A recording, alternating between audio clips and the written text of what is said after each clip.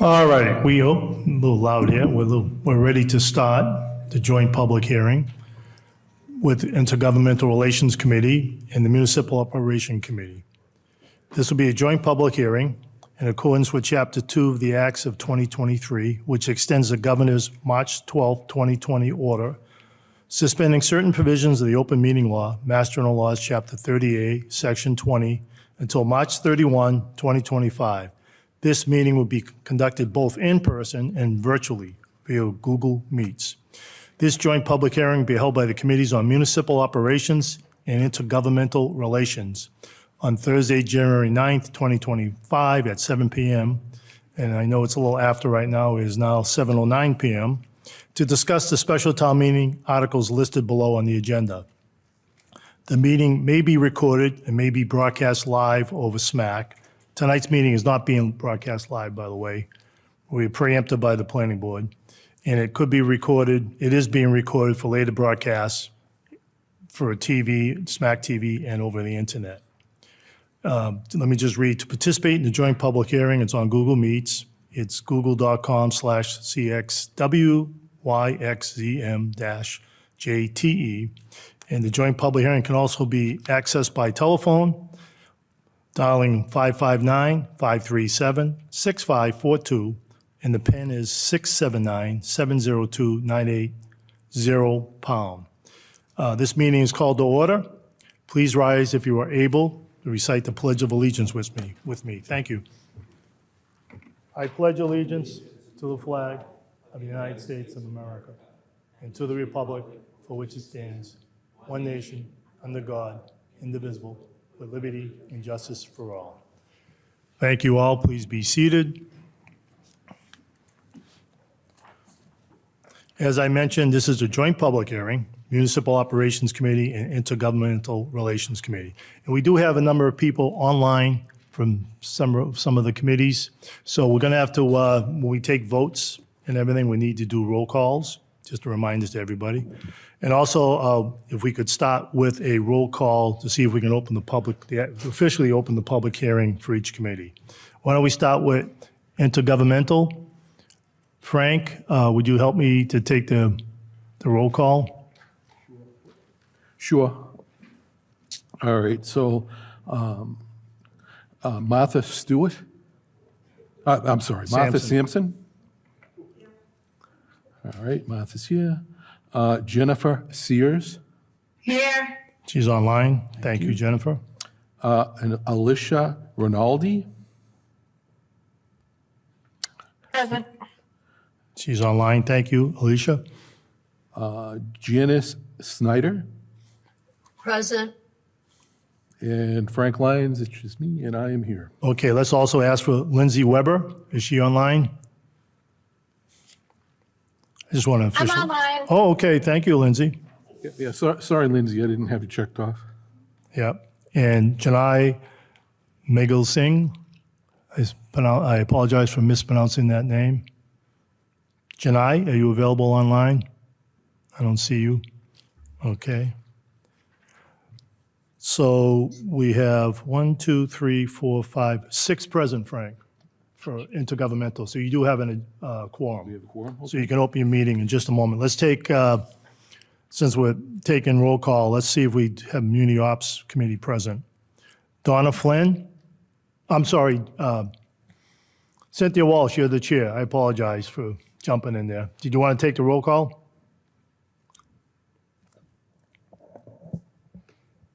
Thank you, Mr. Moderator. Donna Flynn? John DeStefano? Cynthia Walsh is here. Scott Heller? Present. Eileen McGuire? Francis Brutinetti? Here. Winchell Laguerre? Here.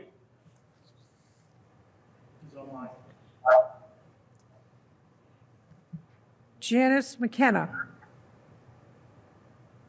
Well, the good news is we have a quorum. Very good news. Thank you, Cynthia, for taking the roll call. And thank you, Frank, for taking your roll call. All right. First up is, well, since this is a joint hearing, each chair, I'm temporarily appointing Frank Lyons as the chair for intergovernmental. If anybody else would like to be the chair of intergovernmental, just please let me know right now. Otherwise, I'm going to ask for a motion from intergovernmental. I should open the public hearing first. Can I get a motion from somebody from intergovernmental to open the Intergovernmental Relations Committee public hearing? So moved. Is that you, Janice Snyder? Yes, it is. All right, just going to make a note. Is there a second? Second. Okay. Now, Frank, I asked you, I'm going to just appoint you temporary. If you could take roll call, ask people to say yea or nay Okay, so to open the meeting. to open the meeting, joint hearing, Martha Sampson, yes or no? Yea or nay? Jennifer Sears, Yes. Alicia Rinaldi, Yes. Lindsay Weber, Here. Janice Schneider, Yes. and Frank Lyons myself, yes. Okay, your hearing's now open. Cynthia Walsh, Chair, would you like to take a roll call? Donna Flynn? Who made the motion? Oh, yeah. Is there a motion to open the public hearing for municipal operations? I second the motion. Well, you want to make the motion? Yes, I make the motion. Sure. That's John DeStefano, I'll second it. Fran? Fran Brutinetti. Roll call. Donna Flynn? Joe DeStefano? Here. Would be yes or no. Oh, yes. Yes. Cynthia Walsh votes yes. Scott? Yes. Eileen? Fran? Yes. Winchell? Yes. Thank you. And Janice McKenna? Not present. Okay. Okay, so now I declare that the public hearing for Municipal Operations Committee is also open. All right. So both committees now open for the public hearing. First up is Article 1, Elementary School Building Project. Is the TJ Recupero and your party present? For those people in the audience, there is some documentation up here if you like to come up and get it. And the agendas are also up here too. Just help yourselves. And this is a joint public hearing. We don't get together too often, a couple times a year, so we're a little rusty at this, but we're going to get through this evening, okay? Thank you. So if the gentleman at the front table, if you can introduce yourselves, we appreciate that. Thank you, Mr. Moderator. Through you to Madam Chair, your committees, Mr. Chair, your committee. I think I have everyone. And to the audience, of course, my name is TJ Recupero. I'm on the School Building Committee. Joe Byetta, Superintendent of Schools. We're here representing the School Building Committee and the article and petitioners of Article 1. I don't believe we have anybody else from the committee, but Lindsay Kreckler from the School Committee is, of course, here this evening. Fran Brutinetti is your delegate to the School Building Committee. So this is an article that was approved by town meeting last spring. It was for a slightly revised appropriation amount, which I'll explain, and it had almost identical text, save one change, which I will also explain. So we took the first of all, let me get back to why we're back in front of town meeting with another article. By statute, when a debt exclusion is approved when an appropriation is approved at town meeting for a debt exclusion, you have a limited amount of time to have that debt exclusion approved, after which the appropriation expires. And it needs to be reappropriated, which is why we're here tonight. We are in the about the third or fourth month of an extension granted from MSBA for providing the town's share of the project costs. The way it works is once it's approved by MSBA, the town has 120 days to secure its portion of the funding, which in this case, as of last spring, was going to be approximately $66 million. That's been revised, as I'll explain in a moment. But so we have 120 days to do that. The debt exclusion vote came up in June. That failed. We went back to MSBA. They send you a letter and they ask what your intention is. So we asked them for an extension of time until the fall so that we could figure out what we were going to do at that point. We had spent 2+ years in the feasibility study and $1 million in the feasibility study process for this, and we were reluctant to start over. Plus, this is by far the best solution for the town, which we'll also explain. Through no shortage of lobbying and I think goodwill on the part of MSBA, they did something they had never done before, which is extend us out the length of time that they did, which is to April, in this case, after the April election. They've granted us an extension, which is well beyond the 120 days that their regulations require. So, and as Dr. Baeta will tell you, it's never been done before. There's only one that's even remotely comparable, and you could qualify that. I could tell you the story of this particular district, as could Dr. Baeta, but they'd never done this before. We were grateful that they had. We wanted to preserve all the work and all the thought that went into this project, and they agreed with us. So the condition of extending us through the April election, and we chose that because we didn't want the expense of another special election, so they granted us an extension through the annual election so that there would be no additional expense of an election. The condition that MSBA set on that is that we could not change the scope of the project.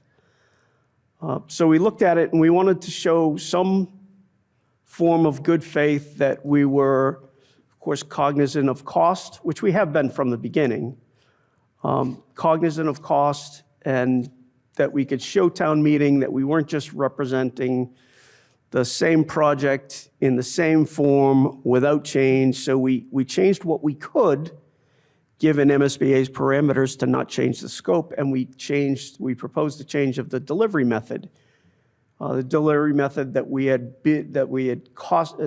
priced the project out at was with construction management at risk. That comes with a CM at risk fee. So if we remove that and did it as a traditional design bid build project, we could take out that. There are reasons why I would want to do construction management at risk every day of the week.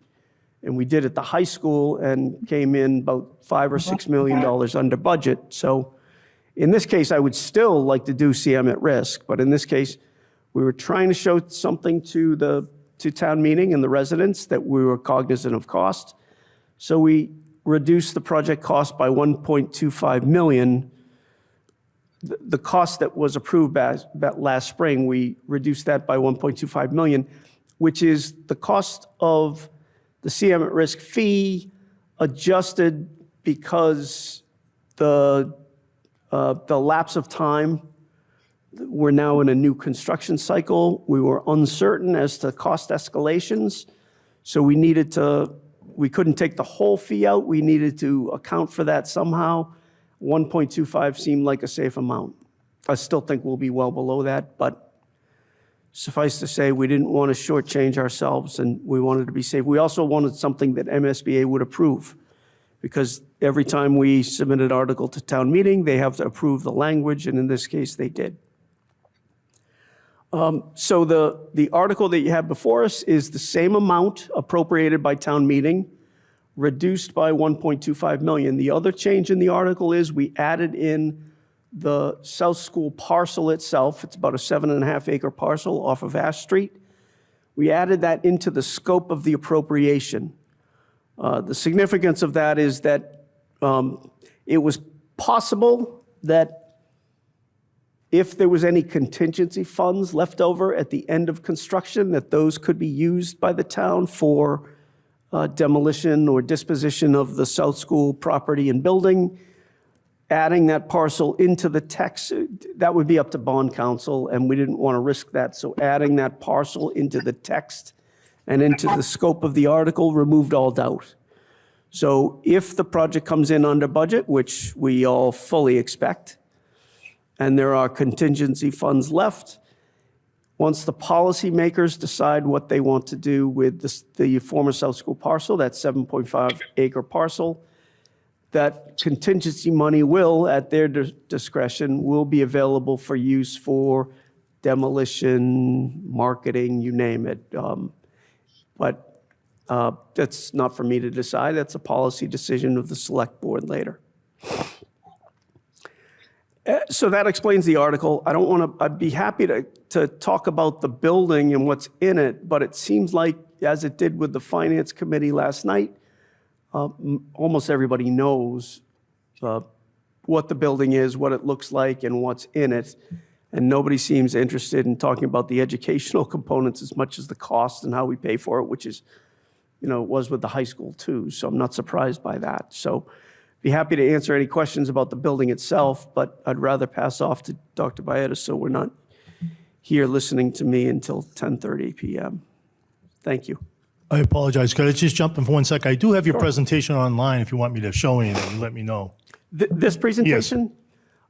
I mean, it's up to you. If anybody wants to see renderings of the buildings or renderings of a floor plan, I think the document that most people would want to see might be this budget summary page. This is sheet 3. Yeah, excuse me. 1, 2, 3, 4. Page 4 of the presentation.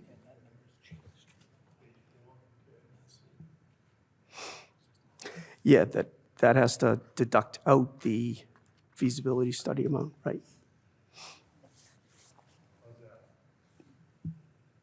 Perfect. So this is a revised budget summary. The MSBA has set our reimbursement rate at 65.98%. That's calculated based on a formula using 3 criteria: community wealth, community poverty, and I think community demographics. Should have looked that up since last night, but it's 3 criteria. They Is there set any it. highway in the United States where you can go at least 85 miles an hour? Excuse me, if you could, people at home, if you could silence your microphones, we appreciate that. We're just getting some feedback. Thank you. Sorry, TJ, go ahead. No problem. Thank you, Mr. Moderator. So 65.98% is our reimbursement rate. I believe on the high school it was 59 and change percent. The net, if you look at this down in blue underneath the left-hand column, that nets out to about 42% of the total project cost, because not everything on a school project is reimbursable under MSBA regulations.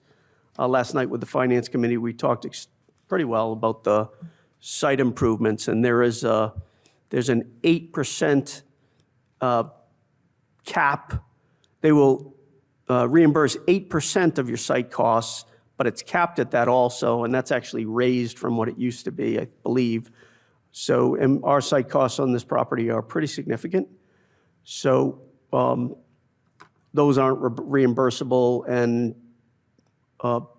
things like MSBA wants to pay for things that have a contribution to education, if you can sum it up. They don't want to spend money on, best example I can think of is that with the high school, they were very strict on, they are no longer, but they were very strict on what they would pay for an auditorium, and we wanted it larger, and they wouldn't do it because they don't want to pay for large empty space that people use a limited number of times per year, and have it heated and air conditioned in all other times that it's not used. They want to pay for educational construction. So that's very general summary of what they want to pay for, and that's 65.98% reimbursement rate on our project cost nets out to about 42% of the total project cost.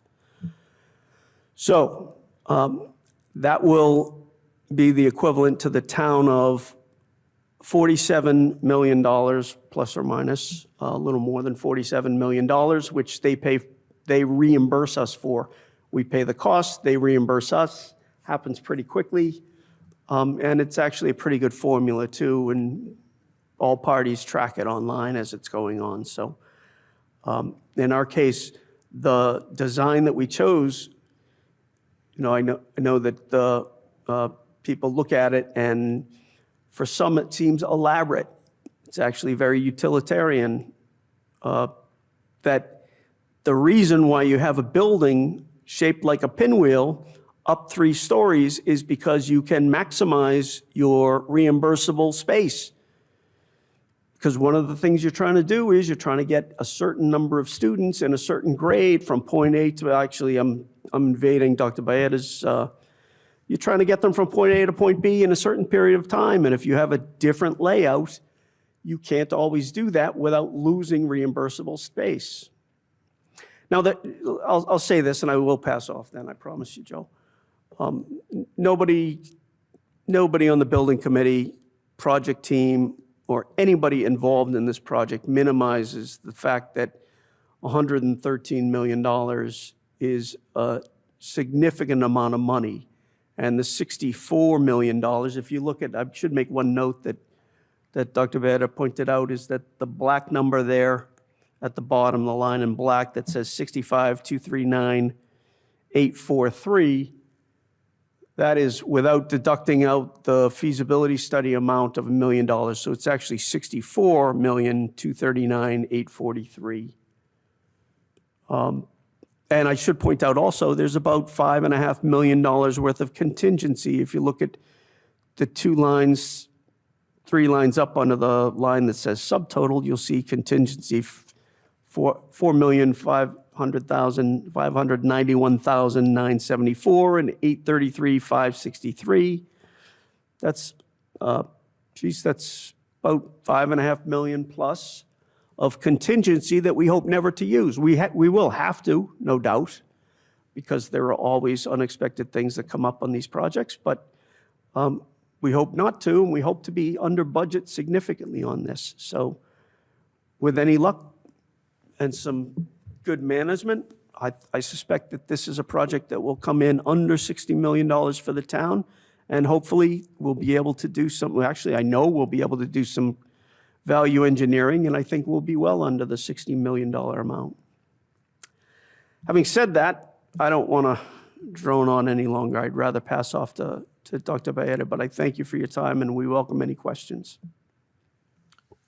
Mr. Moderator, through you, and Mr. Chairman, Madam Chair, members of the committee, I'll just simply bring up something, since we're talking about finances, that today I received from the MSBA the following, and I quote, "Good morning, Superintendent. The MSBA updated its third-party funding policy in June of '23, which we knew, to allow for federal and state grants, rebates, and other sources of funding that districts could use to assist with funding their projects.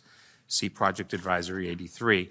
This allows districts to use and fully benefit from many available third-party funding sources, including the tax credits available from the Federal Inflation Reduction Act, IRA, and other state or federal funding, donations, or other sources of project income that districts may receive for the purchase, installation, and operation of sustainable system.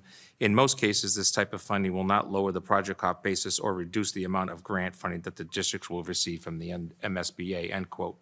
And then it provides us the actual link to all of the sources that are available, of which our architect and owner project manager are very aware of. The most recent project that is just completed received rebates of $2.45 million. We anticipate that ours will be higher, but of course, I can't give you an exact number that would be coming off the cost. As I've stated to you before, and even last night, we are in a perfect storm in Stoughton of need in this particular case, an increase in enrollment, and what I think is also the third part, which is fiscal long-term responsibility. The need, I don't think I need to get into. We've heard over and over again the issues that are happening at the South School. The enrollment number continues to grow every year. We're up 58 more students this year. Our projected enrollment in Stoughton over the next 10 years is to go from the 3,850 we're at now to over 4,300 students by 2033. So we are considered a growing community. We're increasing our enrollment over the next 10 years by over 7%, while the Commonwealth is actually losing 7% of student population, or over 40,000 students. So we're caught in this perfect storm in Stoughton if those numbers continue. I just came from a 6 o'clock redistricting committee, its second meeting. We will be redistricting no matter the decision of, regardless of the decision on April 1st. If we build a new building, we'll be redistricting. Of course, we'll have more time to be able to do that by repurposing the Wilkins School into a early childhood center and closing both the South and the Jones. Without a new building, we would be moving towards modulars at the Hanson, Daw, Gibbons, and as of last week, potentially the Wilkins as well because of the increase in enrollment. And those modulars we would also be moving towards redistricting students. The long-term cost for modulars is that it's a short-term fix. It's approximately 10 to 15 years that you get out of them. These are not fixed into the ground. They're not considered permanent structures. They will not last what an MSBA requirement project is, which is at least, and that's according to MSBA, at least 50 years. So we're proposing a project that lasts 50 plus years. It will lead to, in my humble opinion, and based on the practice that we've been seeing, it would lead to no new elementary schools in Stoughton in the future. You would look at worst at renovation addition projects at both the Hanson and predominantly at the Gibbons and the Daw. You would only literally going forward be looking at a significant issue with the middle school. The Wilkins School, which it has a lot of discussion, is being repurposed into an early childhood. We just finished bathrooms there through town meeting, as you know, and we did an MSBA accelerated repair both for windows and roofs at the Wilkins. Our last project there is electrification project within which we'll be going through we've gone through trying to get some grant monies. We haven't gotten that. There'll probably be some type of an article and hopefully matching funds from a grant down the road to be able to do that, which will bring that building to have a good long life, especially with the increase in enrollment in preschool. We currently have 150 students in preschool. That's the highest number we've ever had. We have a waiting list of over 90 currently, and that's just based on families that really know that public schools even offer a preschool. By building for 50 years instead of 10 years, you're saving the taxpayers money. It's that simple. 2 plus 2 in the math department at Stoughton High School is still 4. Hasn't changed. We still teach that 2 plus 2 is 4. And so when you look at the 10 years of modulars and having to come back to the taxpayers again and again for the same building or buildings over time, to me, makes absolutely no fiscal sense. Lastly, it's time to build a new school based on the need, and the need is a shifting demographic, as we know. I just announced yesterday at various meetings that we're starting another therapeutic learning center program for kindergarten at the Wilkins School next year with a classroom of students coming from our current preschool. 15 years ago, I was reminded today, 15 years ago, literally when it looked at the autism spectrum, we had 2 classrooms in the entire district. We're moving into double digits currently and increasing every year. These are our students. They are residents and citizens of this community. They live here, they reside here, they shop here, et cetera, et cetera, et cetera. This is none of the other stuff that has been going on. These are our residents. So I urge you to continue to consider this project as the fiscally responsible way of supporting a building project going forward. Thank you. Madam Chair, and to Mr. Chair, may I just briefly add one more thing that I intended to say? Sorry, my Go microphone. right ahead. Thank you, Dr. Bayed for your presentation. Go ahead, TJ. I'll be very brief on this, that I don't want to speak on other articles. I know there are other articles here tonight, but I do want to say, because I think it's relevant, that the cost of, there's a reason why this is, the cost of this building to the town is 64 plus or minus $1 million. That's the project, total project cost.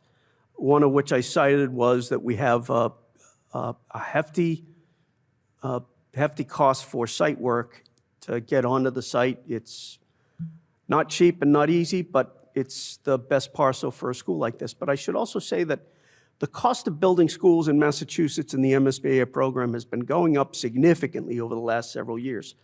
And I cited that last night, I will hear again, that the median, as of August, because I haven't updated this since August, the median price per square foot to build in the MSBA system, and I imagine any public school building, whether or not you use MSBA, was $832 per square foot. That was as of August.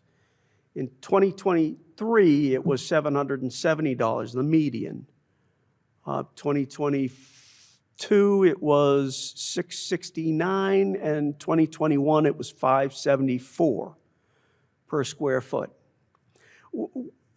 Beware of the myth that there is a cheaper alternative based on square footage, that we can build a great school for cheap money. That is the median number that you're paying for a school when you're building in Massachusetts, and there's no way else to do it. Last night, there was somebody who cited a couple examples and said, we have 3 examples. I remembered 2 of them, third I didn't, but 3 examples of where they built a great school for cheaper. I looked up 2 of those today. Actually, before I left here last night, someone texted me an article on one of them, Groton Dunstable, where Groton Dunstable was shy $10 million. They had to go back to town meeting for $10 more million before they finished. So even then, they undercut it, but they were building in 2021. That's when they were approved. I have their letters in my pocket. I can show you right now.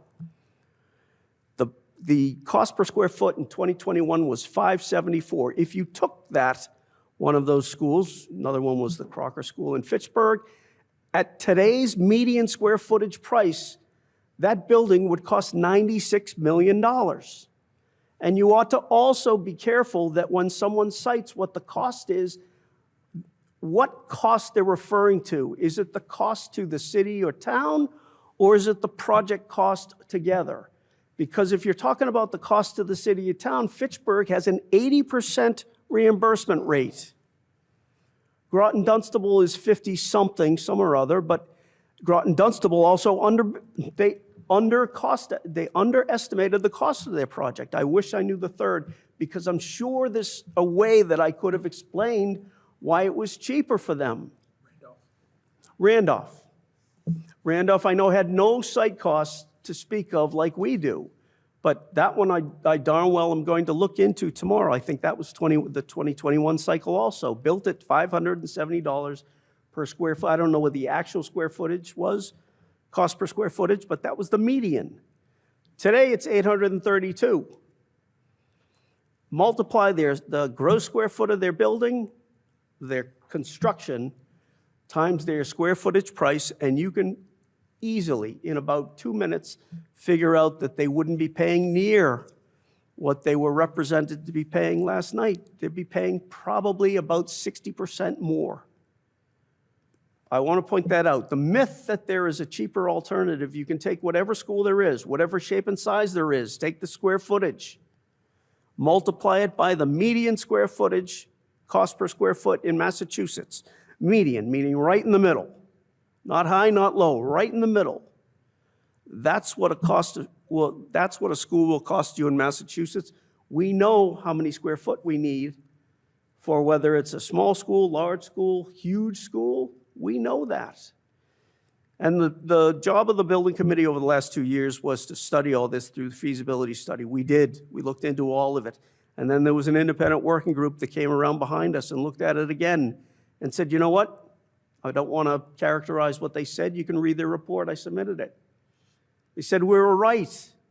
It was the most cost-effective solution.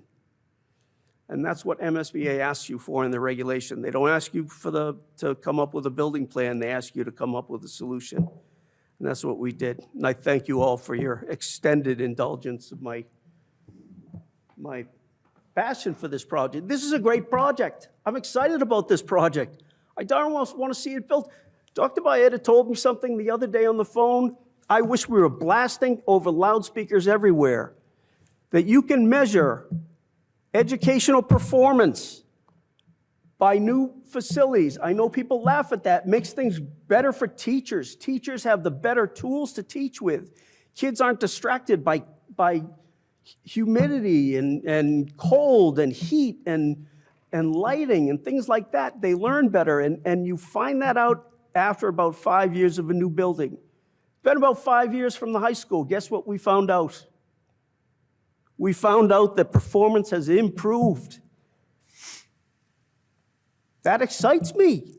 I'm excited for this building. I'm excited because schools will improve, people will know schools will improve.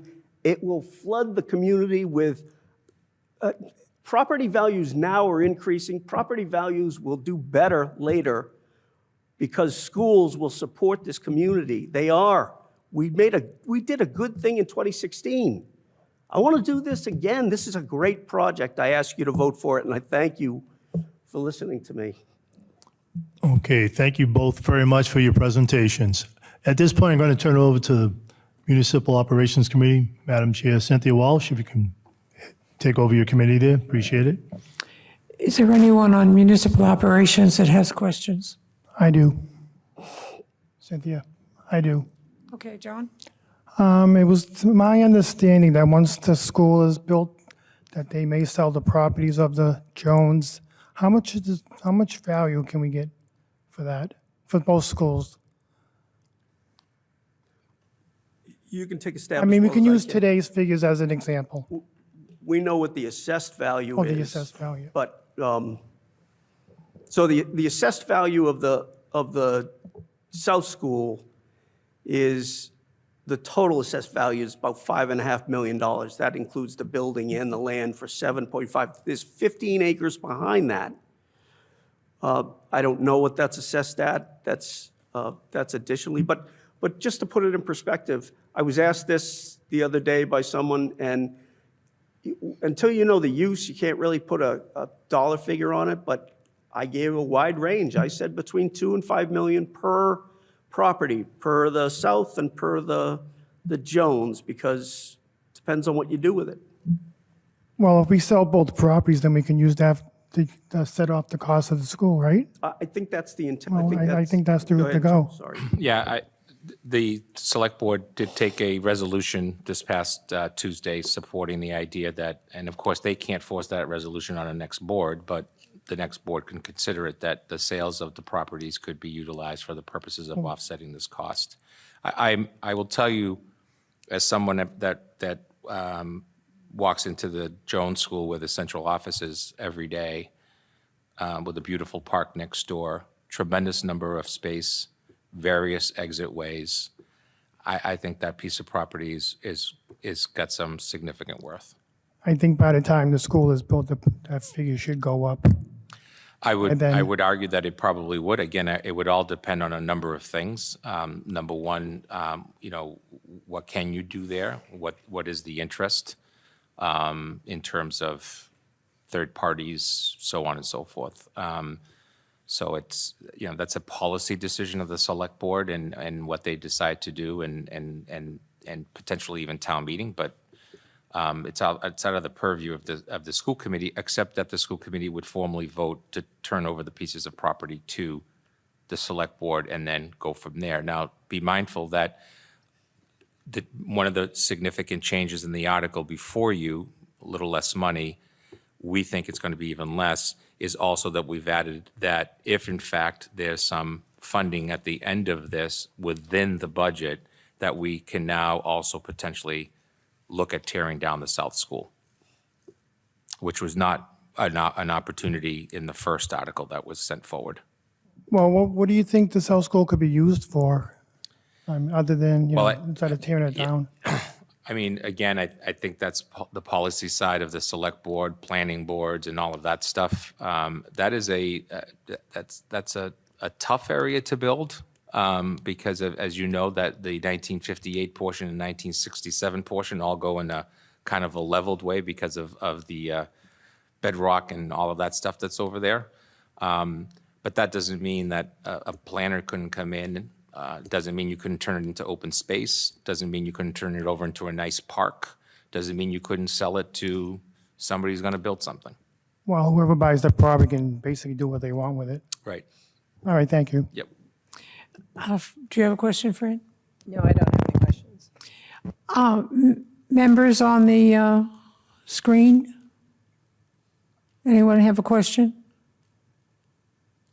I can't see the screen or read the screen. Sure, I'll help you out, Cynthia, Madam Chair. Anybody from Municipal Operations that's logged in remotely, anybody have any questions to the presenters?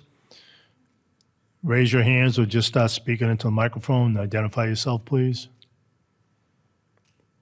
We'll give you a minute or so. Madam Chair, I'm not seeing anybody, but let's give them a couple more seconds. And I don't have any questions, so I'll turn it over to Mr. Lyons. Thank you, Cynthia.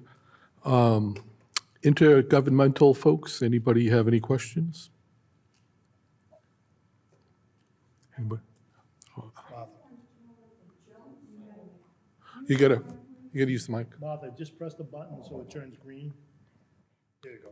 You're all set. I was just wondering if the Jones School property included the Kimball School, because that would be an extra. Pardon me? Cynthia, your microphone's not on. Your microphone's not on. But would that be included in the cost if that property It can't was- be included. We don't own it. The town doesn't own that building. It's owned by the Archdiocese of Boston.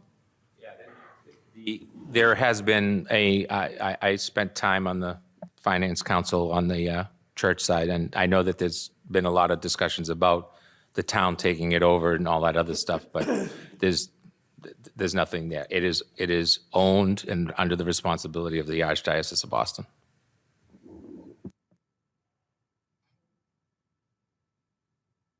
I think she's all set. Oh, okay, thank you.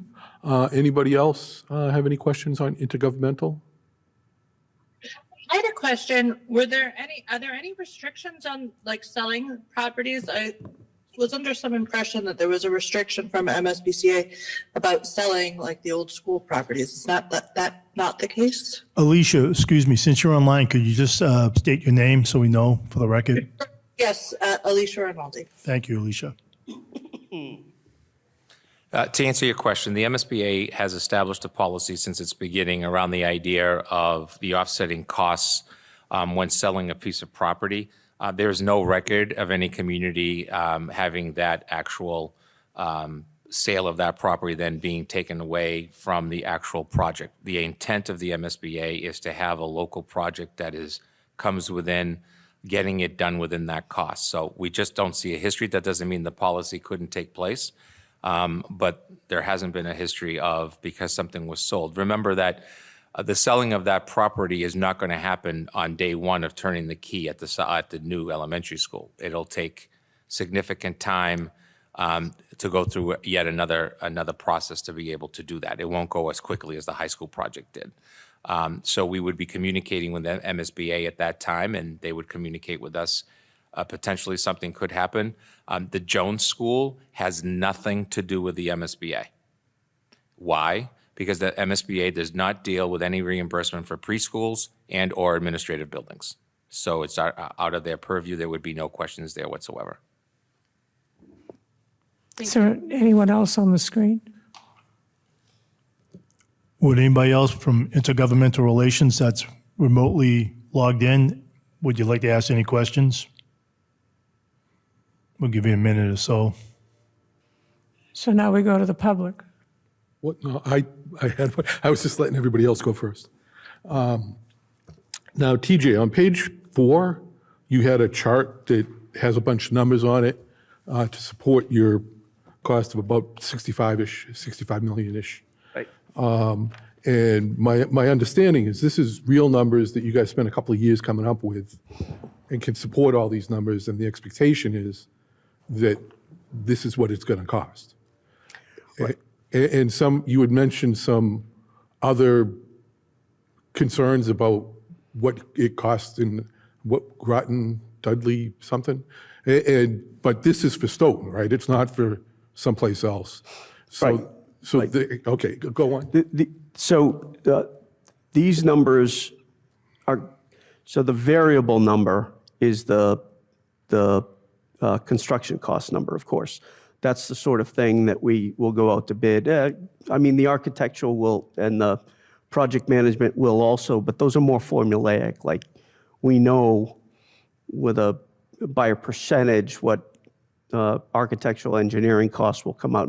Our engineering costs will be a little bit higher, but so these costs in particular were formulated by two independent cost estimators, each coming up with an estimate, then the two of them reconciling and said, you're right on this number, you're right on that one. So for this design, this is the estimate. And this is even a little high because, first of all, it's got contingency in it, which everyone has to. But also, our project will be cost estimated at least three, but I think 4 more times before we put a shovel in the ground. It goes to the cost estimators at, I think it's 30% plan, 30%, 60%, and I think at 90% also. And if not 90, then it goes out to a cost estimator right before the bid packages go out.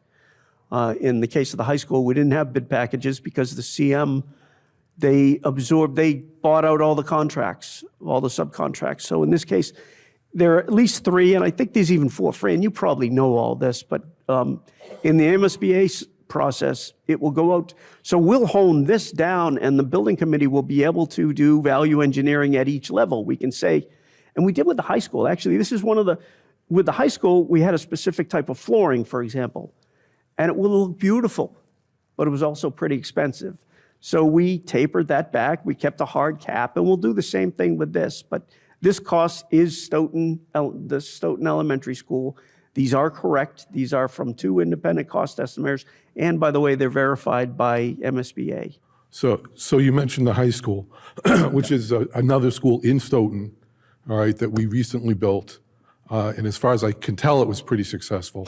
So you used the same methodology that you used with the high school. And with the high school, your numbers were pretty spot on. If anything, they were a little high. Hi, we came in about $5 million under budget with the high school, and it should have been 7. Okay, so this is real, all right? You're not just making this up, because This is real. some people have been making stuff up, I think, all right, or making poor comparisons. So I just want to differentiate that that's not what this document is. I appreciate that. Frankly, I do. Okay. Thank you. Yeah, I think unless anybody else for intergovernmental has something, that's Okay. got. Cynthia, did you want to open it up to the public? Yes. If there are members of the public who'd like to speak, please. Someone in the back? I see you're sitting next to, I can recognize Mr. Laurie, but my eyesight is very poor. It appears that it's Ms. Lyons. Please identify yourself and your address. Yes, hi, Lisa Lyons, 104 Curtis Ave. So I'd like to address a couple of things here. There's a lot of campaigning going on and salesmanship going on. The taxpayers of Stoughton have done their research. They realize the square foot costs from local recent buildings, that the design that our leaders chose for this building exponentially increases the cost of the project. Furthermore, the entrances into this property and the site costs are astronomical. And this relates back to what I'm going to talk about later on a different article. Everybody is looking at this project in a bubble. if we're going to take care of this town, we need to be looking at the overall projects that need to be coming up in this town. We cannot expect our taxpayers to spend millions upon millions of dollars and just that they have no capacity. There is a capacity, there is a limit with which the taxpayers are going to be overburdened. Furthermore, if the design was anywhere near reasonable or practical, it could have been planned for and can still be planned for within the budget when you consider new growth and the TIF money that's come off the books, and it's nothing short of outrageous. And the taxpayers said no, they mean no, and this article, I strongly suggest, gets voted no again in April, and it will get voted down for the myriad reasons that have been previously stated. Do you have a question in there? And the reasons that I stated today. No, I'm coming up here making a comment, Mrs. Walsh. I hope That that's okay. sounds more like a speech than just a Well, comment. exactly. I've heard lots of speeches Okay, in sales wrap from up- lots of people. Would you please wrap up your comments? My comments is to the taxpayers are going to vote no. They're kicking the leaders in this town that are campaigning and trying to sell. The taxpayers were not born yesterday. They realize they're being sold a bill of goods. And it's up to our leaders to stop kicking the can down the road. And you heard TJ at the beginning of his speech say they were reluctant to redo this project. Well, they're going to have to do it again because the taxpayers want something practical and reasonable. Thank you all very much. Thank you for your comments. Is there anyone with a question?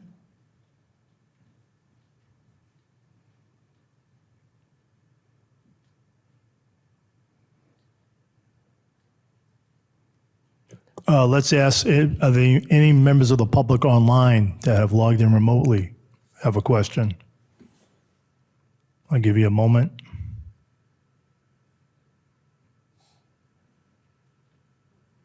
If you're online, just start speaking and identify yourself if you're a member of the public.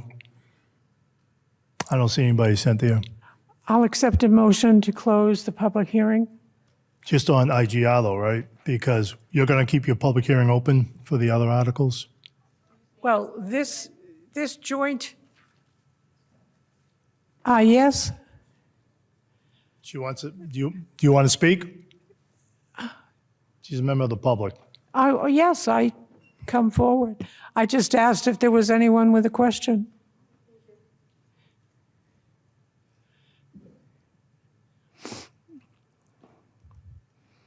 I'm sorry, I didn't see your hand. My eyesight is extremely poor. It's okay. I wasn't sure what's gonna happen next, so I was listening. So thank you very much and good evening. Thank you for giving me the opportunity to speak. So yesterday, I was at the Fin Committee. You have to identify yourself. Sorry about that. Marina Ryans, Prison 772 Copperwood Drive. So yesterday, last night, I was present at the Fin Committee meeting, and like it was mentioned by the building committee, that there were 3 or 4 examples of the schools that were built much cheaper, and the cost was half of what the Stoughton Elementary School cost. So it was just mentioned that. So to me, it sounds like it is doable to have much cheaper design. Is it working? Yes, So, I can hear you. It is, to me, it sounds like that it is possible to have a cheaper design, and if any additional cost comes up down the road, then residents and town representatives and the Fin Committee or Select Board of Town can look at the budget, and if any additional cost needed to be added, then we can look at it. But having a 113 million school is too high. And we all just received our property taxes, and I think it's outrageous. And I know my neighbors, and people talk to me on the street and everywhere. People are crying, people are concerned, people are afraid to be forced, to leave their homes just because they can't pay. So my taxes personally are increased over 300 per quarter. And I know people have much higher increase, 400 and 500 in a quarter. So with everything that is going on in the country, and I'm not talking only about the property taxes, and I know a lot of people have been attending select board and fin committee and town reps, and they've spoken, and they said, we don't have any capacity we don't have any free money to pay more. So this school is forcing really people to be homeless, to foreclosed, and I know, and I've looked at the reports. Stoughton does have a few foreclosures. People are facing bankruptcy. I know in where I live, people can pay condo fees, and I know a lot of people don't pay property taxes. So this school is a significant hike. So, and that's going to be, painful for people. So I'm asking school people, school officials, building officials, select board and members of your committee to consider all this, because we all work for people of this town, and we need to make sure that people are not suffering, and people are suffering. So imagine yourself being kicked out or not able to pay and cover any expenses, not able to provide for your children.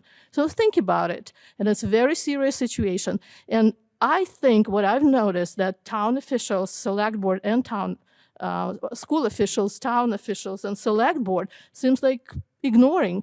So what's going on in the town is unacceptable.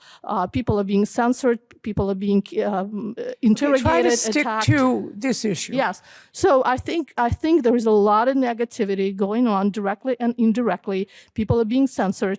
So just because they said, I'm sorry, I can't, I don't have any free money to pay for anything. So right now, with all the inflation, with all the property taxes, with all other prices that went up so high, skyrocketed, school is not on time. So I'm telling you this, I think that it is in the power of school committee and the building committee and the town to cut the price of the school at least in half. And I'm telling you right now, people will be so happy.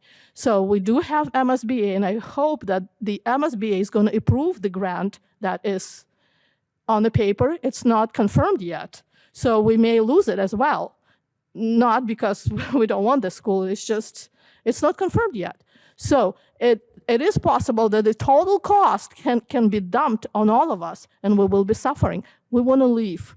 We want to feel at ease. So please consider, think about people, because someday you may find yourself in the same situation. I'm speaking from myself and from my neighborhood and from a lot of people who cried right in front of me. I'm telling you, I'm not exaggerating. So please, this school needs to be put on hold unless it's cut in half, and town officials with the budget, with the new growth can cover the difference. So thank you very much. Thank you for your comment. Anybody else? Yes. Try not to be repetitive. Well, the previous speakers have said the same thing 3 or 4 times. Chuck Collins, Precinct 1. First of all, I think you should be a little bit more respectful to people that are having comments or questions. I believe you're being rude as a chairperson. That's my first thing. Second of all, my question is to Mr. Recupero, if you don't mind, sir. Last night at the Finance Committee, I'm not sure if I made an error or if I was correct. Last night I mentioned about with the increase from MSBA that was 66%, and then compared to the one we had before the last warrant, and I mentioned 30 million. Was I incorrect? He's next to you. Don't sneak up on me. I'm sorry, could you ask again? Yes. Last night I made a comment on the Finance Committee about $30 million since we had the increase in percentage from MSBA? But we didn't have any, so this is the discussion we had last night, is Yeah. we didn't have, and to the committee members, in the warrant book from last year, in the town meeting warrant book at the annual town meeting when this article was presented, the reimbursement percentage rate was stated at 42%. That's, if you look at that sheet that you had up on the, you don't have to put it up, Bob, but in the packets, that page 4 budget summary, that's the net reimbursement percentage, but the percentage is now and always has been 65.98%. So we didn't get any more money since last spring. It's just the article that was presented in the warrant book was at 42%. And when MSBA wanted the actual reimbursement rate, not the net reimbursement rate. And understandably, it's just the timing of submitting the article. So nothing changed. We didn't get any more money. The rate didn't change. The difference is 42% versus 65%. 65.98 is net rate versus gross rate. All right. So I hope that explained it. And I apologize for the confusion. No, So, I just want to make, got it. I just want to make sure I was incorrect or correct. Nope. Thank you. Thank you, Madam Chair. Thank you for your question. Madam Chair, I think a few more people joined online. I don't know if you want to ask if anybody wants to speak online. Well, like I said, I can't see the Okay, screen, no, so okay. you're going to have to pick and Any choose. members of the public that have logged in remotely, would you this is a public comment section right now. If you want to speak, please identify yourself and start speaking.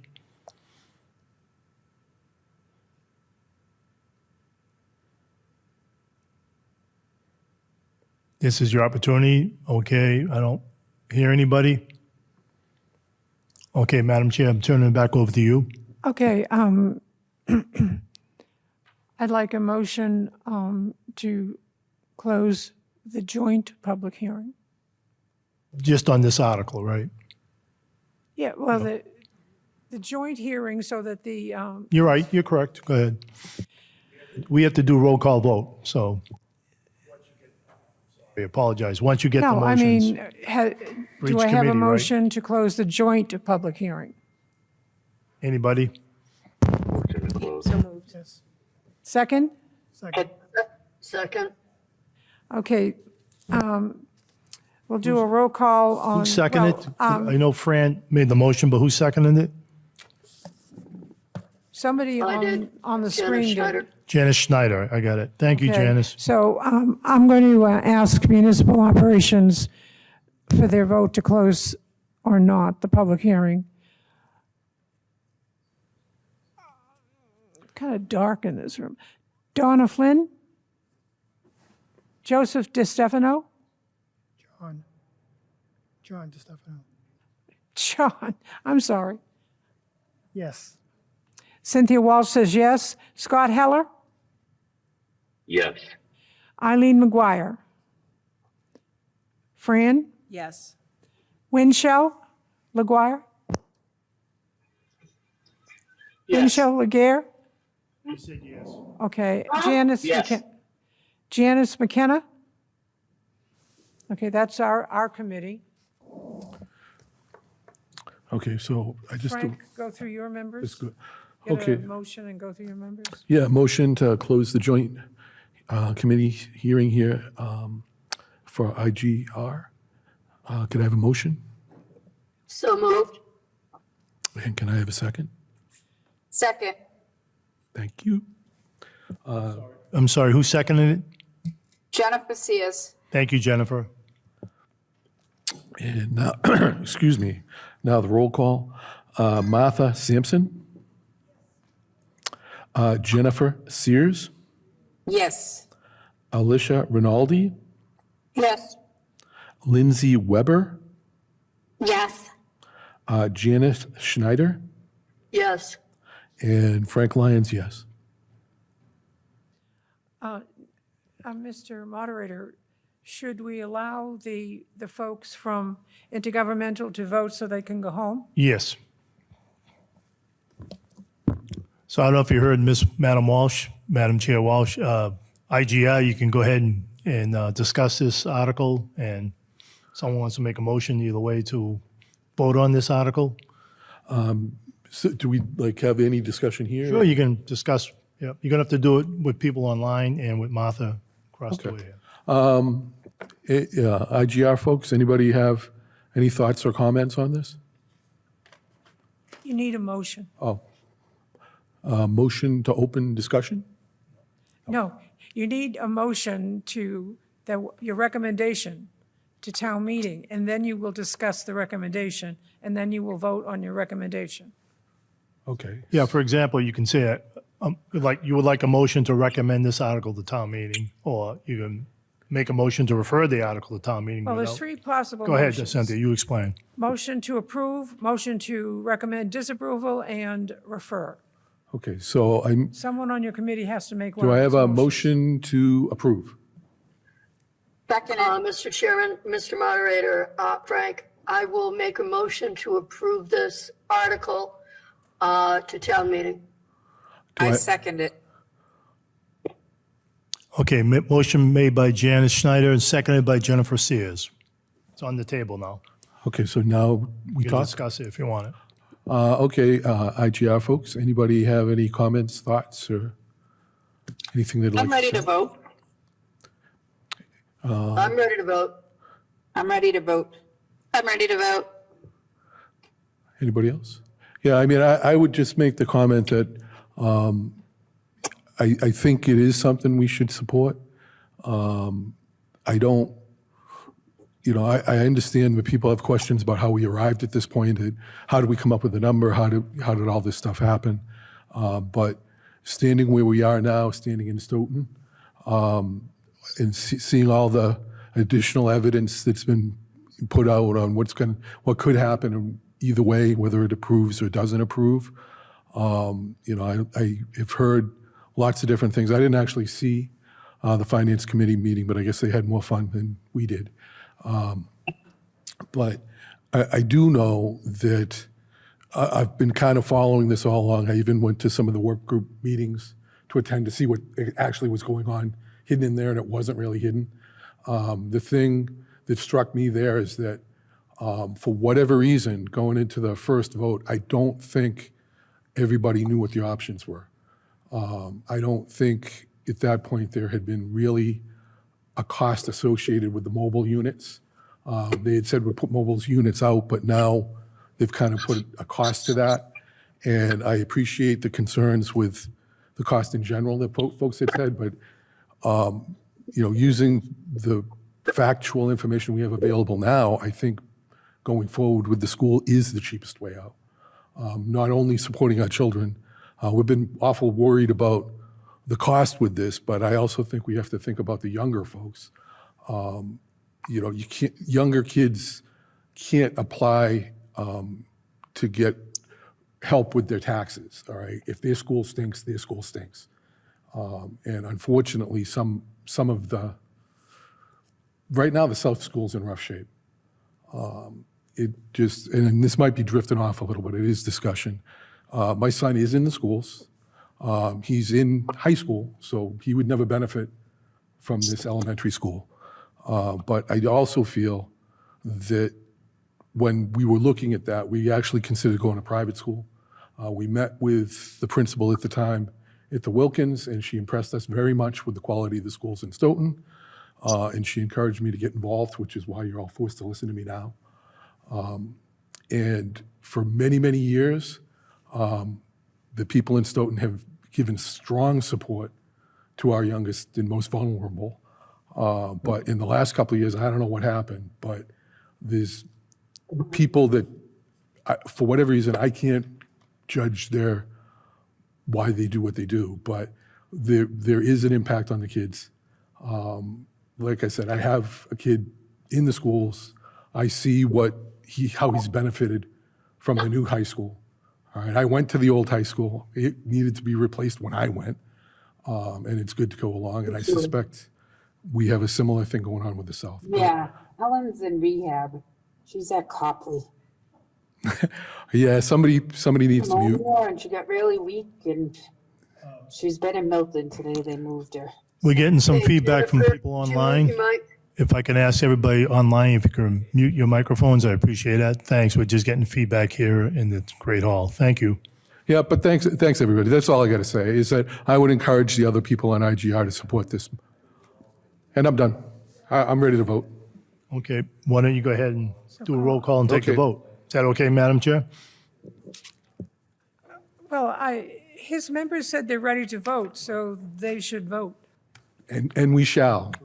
But I get to talk too. All right. Martha Sampson. I approve, yes. Thank you. Jennifer Sears.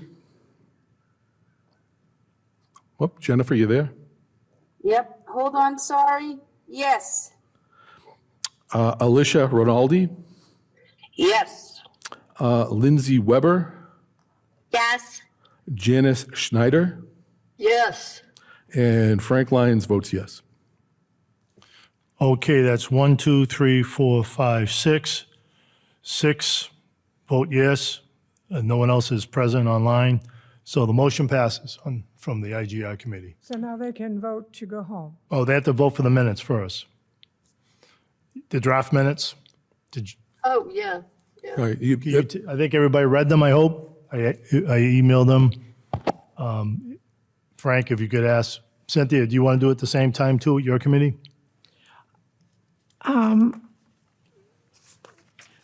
Well, I double-checked my minutes, and she did have the right adjournment time.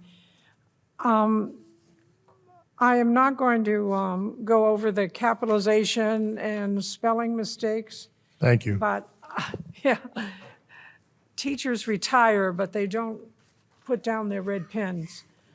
On the third page, the first paragraph, the meeting continued with municipal operations, and there was a motion, and for some reason, I'm not included in the roll call vote. Okay, you were there? Yeah, so I'd like to be added. I was, Sure. Cynthia Walsh, yes. And everything else is minutia, and we don't have time.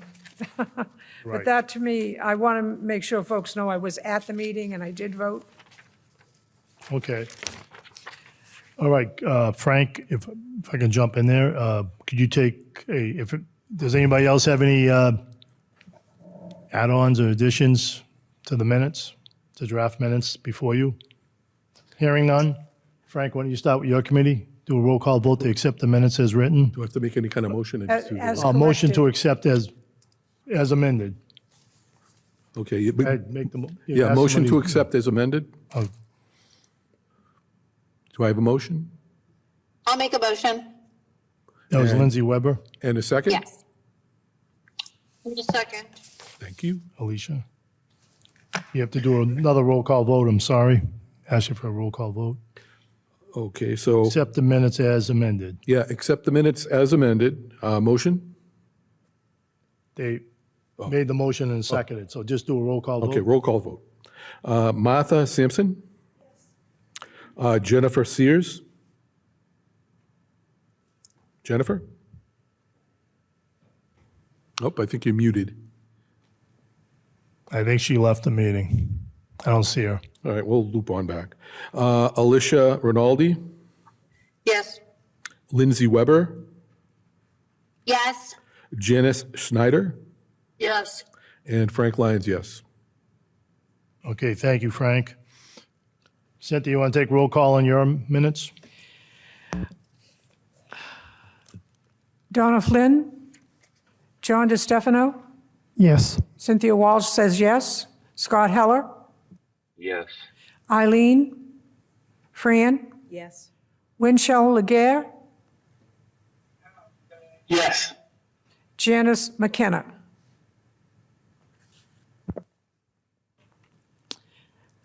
She's not present. Okay, so now, They're accepted as amended. yes, Thank you. With but the- intergovernmental can vote to adjourn. Oh, did we already approve? Did we vote to, Yeah, you vote to approve the minutes, okay, and you made the motion to accept the article, okay, and now IGR is done for the evening. okay. So you just need a motion to adjourn Intergovernmental Relations Committee. I'll make a motion to adjourn. A second? I'll second. Thank you. Martha Sampson? Yes. Jennifer Sears, who wasn't here the first time, so last call. Alicia Rinaldi, Yes. Lindsay Weber, Yes. Janice Schneider, Yes. and Frank Lyons, yes. Okay, Intergovernmental, your meeting is now adjourned. Thank you very much for attending, Intergovernmental Committee members. Appreciate it. Thank you, Frank Lyons. I also should take this time with the minutes to thank Susie Gross, Assistant Town Clerk. She's taking the minutes for this meeting. We appreciate Susie Gross for being online and taking the minutes. Thank you. Thank you, Susie. And thank you, Frank Lyons. Yep, thank you, everybody. Have a great night. Thank you, Frank. Madam Chair, you want to take over?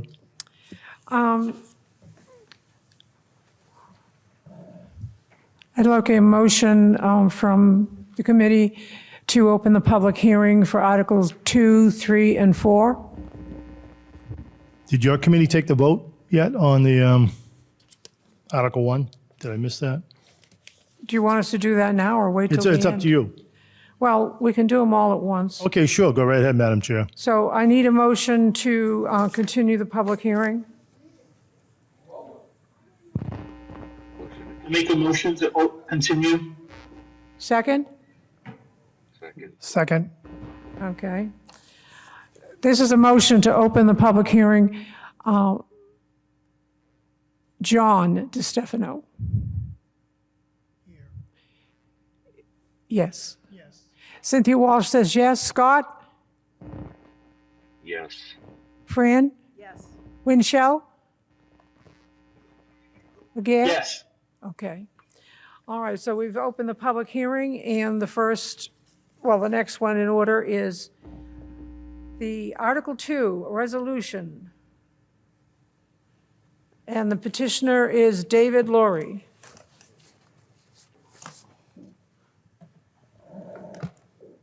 Thank you, Madam Chairwoman. It's David Lurie, Precinct 6, 18 Robinette Road.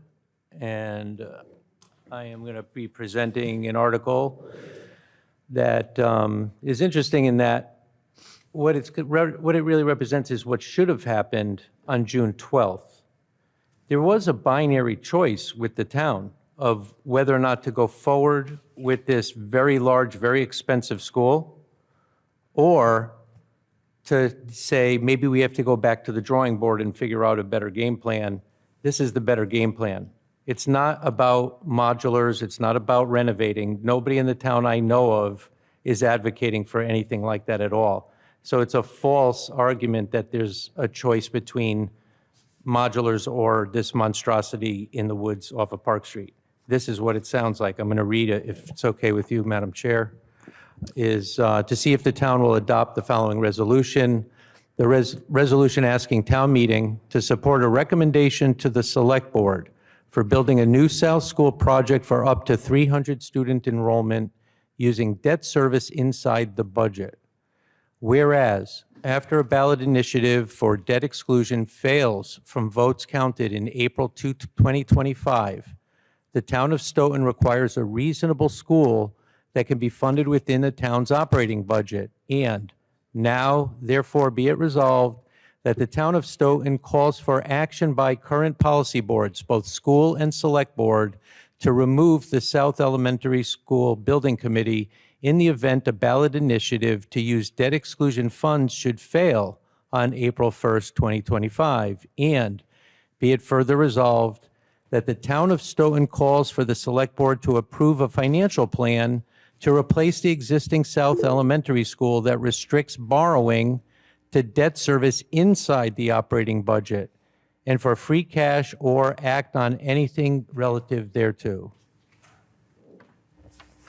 So long and short of it is, there is a plan to do something inside the budget that you don't have to knock on people's doors asking them to pay for any more out of their pockets to pay for this elementary school. The money is there. I've researched it. I'll even research it further as far as I have to research it to make sure people are not burdened with extra taxes to pay for this because they're already paying enough taxes to fund this school. That's the whole point. It's not about whether or not we need a new school. It's about whether or not we fund it with the money we have. We have plenty of other projects that are going to need debt exclusions after certain debts roll off, et cetera, et cetera. This school is not meant to be a debt exclusion. That's all it is. The other part of it is, and it doesn't mention it necessarily in this article, is that we shouldn't have to tear down a neighborhood school in the West, the Wilkins, and have all this redistricting, which is really going to be a major redistricting. We talked about this at Finance Committee. There is going to be redistricting. There always is redistricting. It happens all the time. But the kind of redistricting they're talking about when you tear down an elementary school, we're talking about some major redistricting. And we don't have to do that with this article. We can leave neighborhood schools alone. And by the way, from an efficiency standpoint, and you could talk about all the efficiency in the world, sometimes you can't afford efficiency. I had my furnace blow out in the middle of that cold snap that we just had. It just got installed 2 days ago, a brand new one. And I could have bought a much more expensive system for my house, and I could have gotten all the rebates and government grants, subsidies, however you want to describe it. I could have gotten these tax rebates from the government, but I couldn't afford to reach the number to get the rebates. So why do we always have to reach for something to get this money when you can't afford to get to the money that you're trying to get for free? That's the problem here. It's just that we can't afford the number for getting all this wonderful free money that's apparently growing on trees, but it really doesn't. But bottom line is, we don't have to do that. We don't have to. And that's all I have to say about the article. If you want to ask questions, I'm more than happy. Any questions, Fran? I did have a question.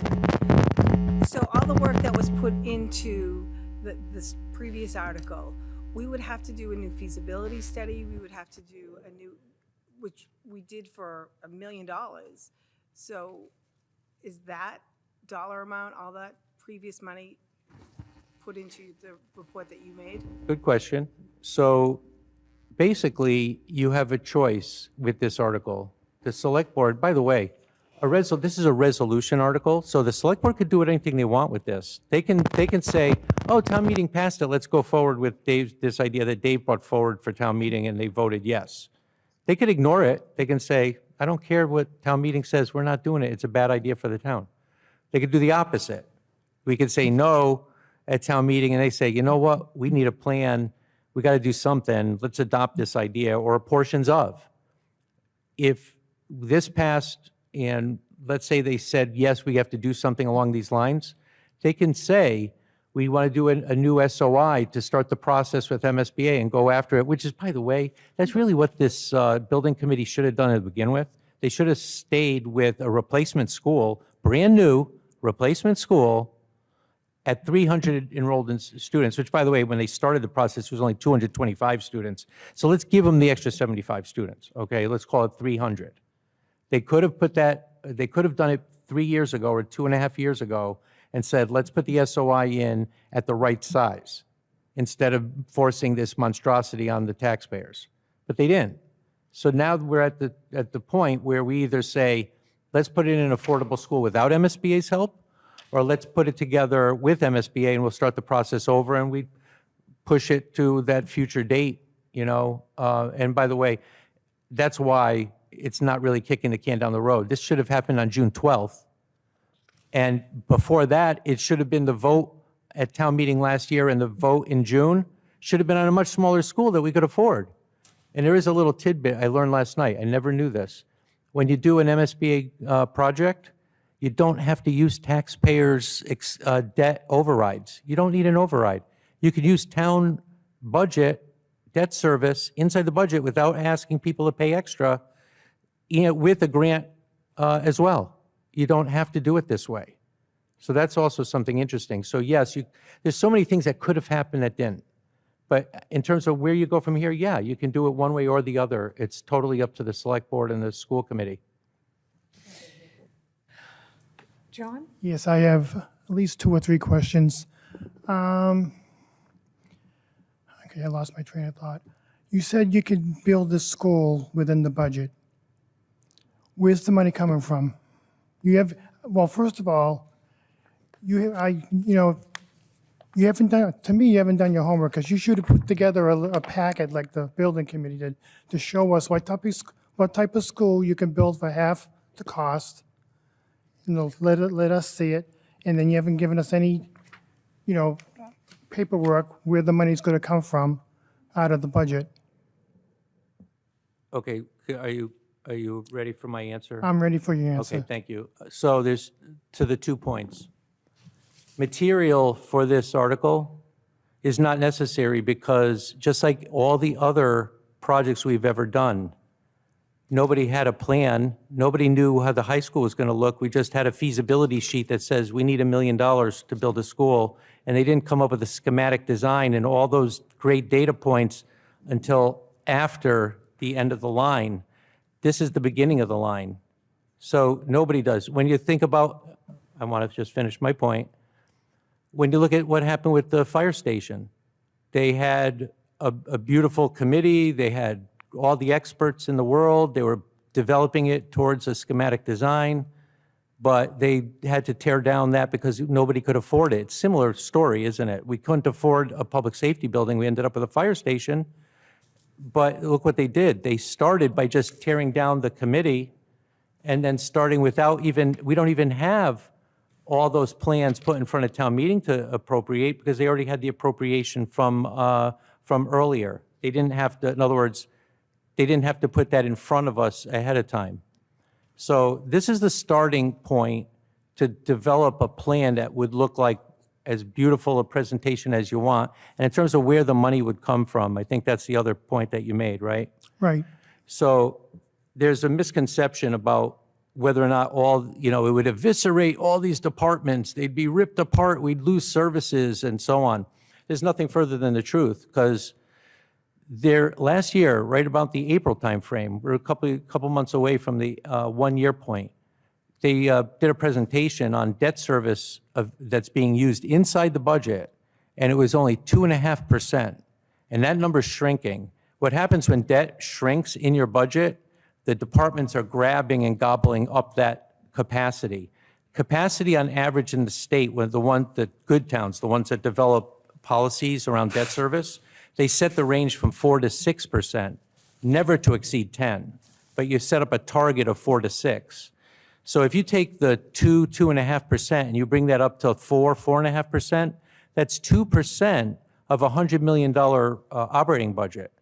So think about that. That's just $2 million right there towards a project. Then you look at the new growth. New growth is coming in at what's been told as much as 1.7 million just got announced that was certified. That's new growth plus the TIF money that rolled off at 946,000. So let's round that up to $1 million. If what's $30,000 between friends, right? Is that you've got $1 million plus you've got projects that are in the pipeline. We just voted to allow assessed values to kick in on January 1st. So literally 8 days ago, we were allowed to take 50% of the taxes on assessed value of all the new projects that didn't even get occupancy permits yet. We're already can tax them now as new growth that the town. They just haven't finished all the paperwork in the assessor's office to say, oh, here's the number. Now the treasurer will go out and collect it. But it's there. And the way that the numbers they're throwing around is in the neighborhood of between $4 to $6 million. So now you got debt capacity easily within the range that you would need for a new school inside the budget. Plus you have the new growth. You don't even have to touch an operating budget department. They could stay right at the pace that they're spending right now and still be able to fund this school. Well, it sounds like to me you're just throwing numbers out of thin air. But this we have it all in front of us. We know what's going to cost. You haven't come to us. I would feel better about what you're saying if you came to us. We had something to look at. But you don't. So I don't know what to tell you. I mean, I need something in front of me that has your facts and figures on where the money's going to come from, how you can build a school for half the price. You haven't got any of that. I hope before town meeting you can put something together to show town meeting. But, you know, but I can't go by numbers you're just pulling out of thin air. That's what it sounds like to me. Thank you, Madam Chair. Is that it for you? Yes. Mr. Moderator, are any of my members got questions? Online, any Municipal Operation Committee members, do you have any questions to the presenter of this article? No. Winchell, any questions? No. Thank you. And So that's no, it? that's it, yep. And I don't have any questions. It seems that this is predicated on a failure of the debt exclusion on April 2025. And we won't know what that is on February 3rd. It's a resolution article, correct? Well, we'll open it up to questions from the public. I see a hand in the back, and I think that's Ms. Lyons.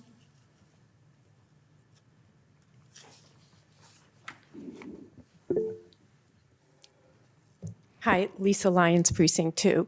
So to the questionnaire a moment ago with not having a presentation, so I think you may have, excuse me. through you, Yeah. Chair, No. Madam Chair.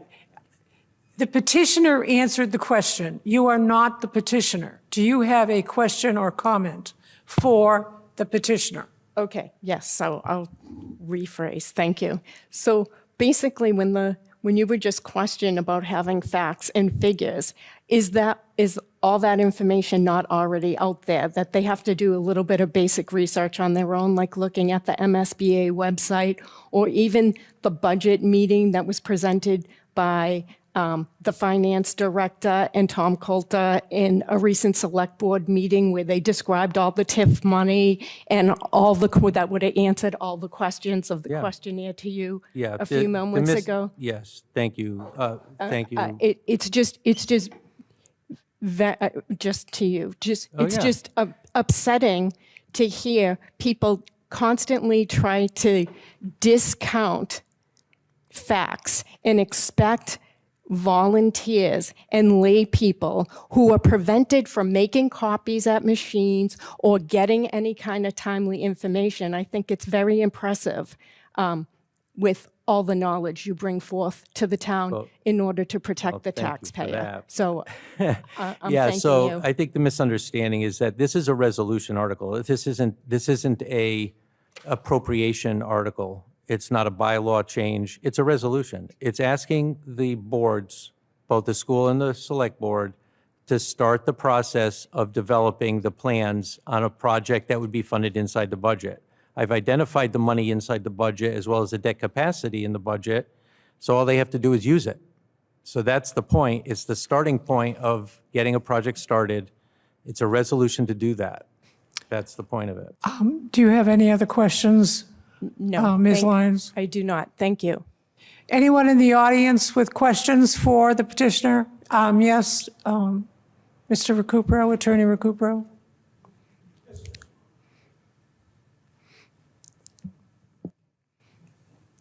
Thank you, Madam Chair. Then thank you to the petitioner. I just have two very brief comments, not repeating anything I said in the prior article. One had to do with a comment Dave made about the capacity of the school, 225 versus 300. 225 is a number assigned to the district by MSBA for 225 students. That's a number that they use for funding purposes. So they'll fund us up to 225 students, a school for 200. We can build a school for that number with a capacity for 300 students. That's where the 300 student number came from. However, the two quick points I wanted to make were the current enrollment. I don't know what it is today. It wouldn't have gone down, I'm sure, but on June, at the close of school last year, The enrollment at the South School was 317. A 300-student school at the South School is obsolete the day you open it. It'd be the biggest waste of money that you ever spend. You'd be building an addition on some other school, and frankly, I'd rather not spend my tax money that way. The second point I want to make is we know what it will cost. Per Department of Education regs, per MSBA regs, you mix them all together and you know that a 300-student capacity school will have to be just under 70,000 square feet. A 600 capacity school will have to be just over 100,000 square feet. About 50% more, because you combine two schools, you get to use a combined gym, combined cafeteria. You're not building two schools with separate cafeterias, separate gyms. You get economies of scale by combining the two. So when you build one school and you need about 70,000 square feet, we know, as I said earlier this evening, the median square foot price in Massachusetts is $832. It will be more for us because our site costs at this particular site, and by the way, we looked at all sorts of sites to put a school. You need about 10 to 12 acres. Find us a space where you could, with all of the resources that you need for a school like that, to fit a school that's about 70,000 square feet for 300 students. It will be, just the construction costs alone will be not so much less than what we're asking for. The monstrosity in the woods part about it, I hate to bring that up, and I apologize. Yeah, I think I'm just saying, it's a fixed size no matter what shape it's in. Yeah. And we know what it will cost. And it's not all that much less than what we asked for in the prior article. Thank you, Madam Chair. Thank you to the members. Thank you for your comments. Anyone else Can I- with can I comment? Excuse me, you want to respond? Yeah, I could easily respond because it's kind of interesting. We do fluctuate numbers of enrolled students throughout the years. We've had fluctuations. I know in the 70s there was a big burst of activity with enrollment going up, and then it would fall down, and we go through these cycles, right? And what's interesting is it's coming from the head of a building committee who was also the head of the high school committee, in which they built a school for, I think, 850 or some odd students, and they're already well past that and over close to 1,069. 1,069, but they've already pushed past that. They're already at, I think, 1,100 or more, and they're projected to be at 1,400 students, I think, in the Those numbers, 2030 something. Mr. Laurie, those numbers, the town couldn't change. That was based on a projection Well, the point from is the that state. the enrollments change, and it even changed on a brand-new school. So by that logic, we wasted our money on the high school because we don't have enough capacity for the students who are coming in. That's kind of a strange argument to make because we always go through these struggles, just like any other project, like a high school that's underbuilt for the number of students coming in. Is there anyone else in the room? Ms. Walsh, this is Janice Schneider. May I speak? Janice Schneider's online. Is it, The room has, just 1 second, Janice? We're so just, now we're starting on the folks in the the remote online. online. That's Zooming. Janice Schneider. Go ahead, Janice. If you would indulge me a moment, I put a question in the call-in messages because I wasn't sure exactly how this piece was going to work. I have a question in there, as does another gentleman who indicates that he doesn't have a microphone on his computer. My question for Mr. Lurie is specifically, what is the anticipated cost of the alternative plan that you refer to in this proposed article? And secondly, what has your research established as the beginning cost? What kind of specific money are you looking to have the town spend on your reasonable alternative? The ability to project the cost of a project is no different now on this idea of a project than any other project we've ever done. No project has a number until they go through typically a feasibility study, especially when you're talking about these large projects. We didn't know that the high school, do I still have the floor? The high school was all the way years into a feasibility study did we discover it was a $123 million project. We didn't know that at the outset when we set up the feasibility study. We didn't know how much the fire station was going to cost until deep into all the studies that they did, because you had to start the process before you got to the number. When you start with a concept that you have to make it fit within the amount that the town could afford, I'll tell you, they'll find a way to make it work because the town pulls together and finds a way to make it work. That's usually how it works in finance. And I'm not sure how else to answer you other than to say nobody has a crystal ball until you start rolling up your sleeves and doing the work. We have the money inside the budget, make it work. That's the resolution.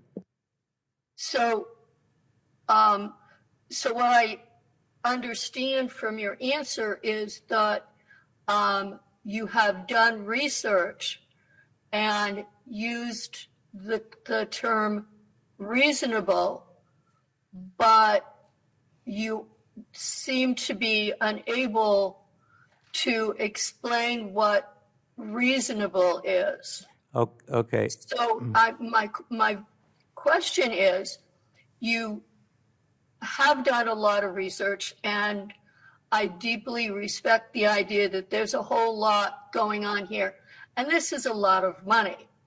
But I would frankly like some kind of a ballpark. Okay, I understand the question. I'm at the risk of sounding redundant. The funds are what our budget could afford for a new school. And I laid out capacity inside the budget because we fell way below the state average for best practices in setting a debt service capacity inside a budget. You could go 4 to 6%, and we're falling below 2.5%. So we have capacity to borrow.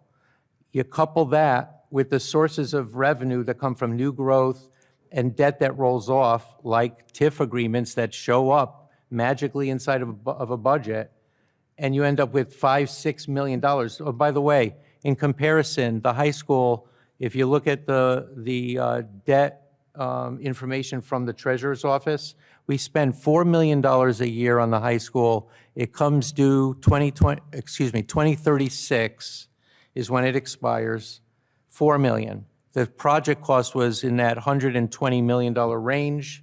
This school starts at 113. You figure with interest at 4.5% instead of the 2%, you have to account for that 2% of extra of interest rate, right? Well, we're much higher than $4 million a year in new growth. We're already covering the cost of a high school plus the extra it would cost for the interest on that high school we already bought. So we have the money. All we have to do is get a project that fits within the budget so that we could enjoy the fruits of all that beautiful new growth the taxpayers should enjoy. It shouldn't be at the enjoyment of the departments that would get a lot fatter from all that new growth. It should come back to the taxpayers as goodness to them. They're the ones who have been footing the bill for so many years and told, get ready, folks, because we got a whole bunch of other things coming through that you're going to have to dig into your pocket for. This is not the right time to be doing a debt exclusion. That's why this article is on the table. I understand that. I'm trying to circle back to the idea that there is a lot of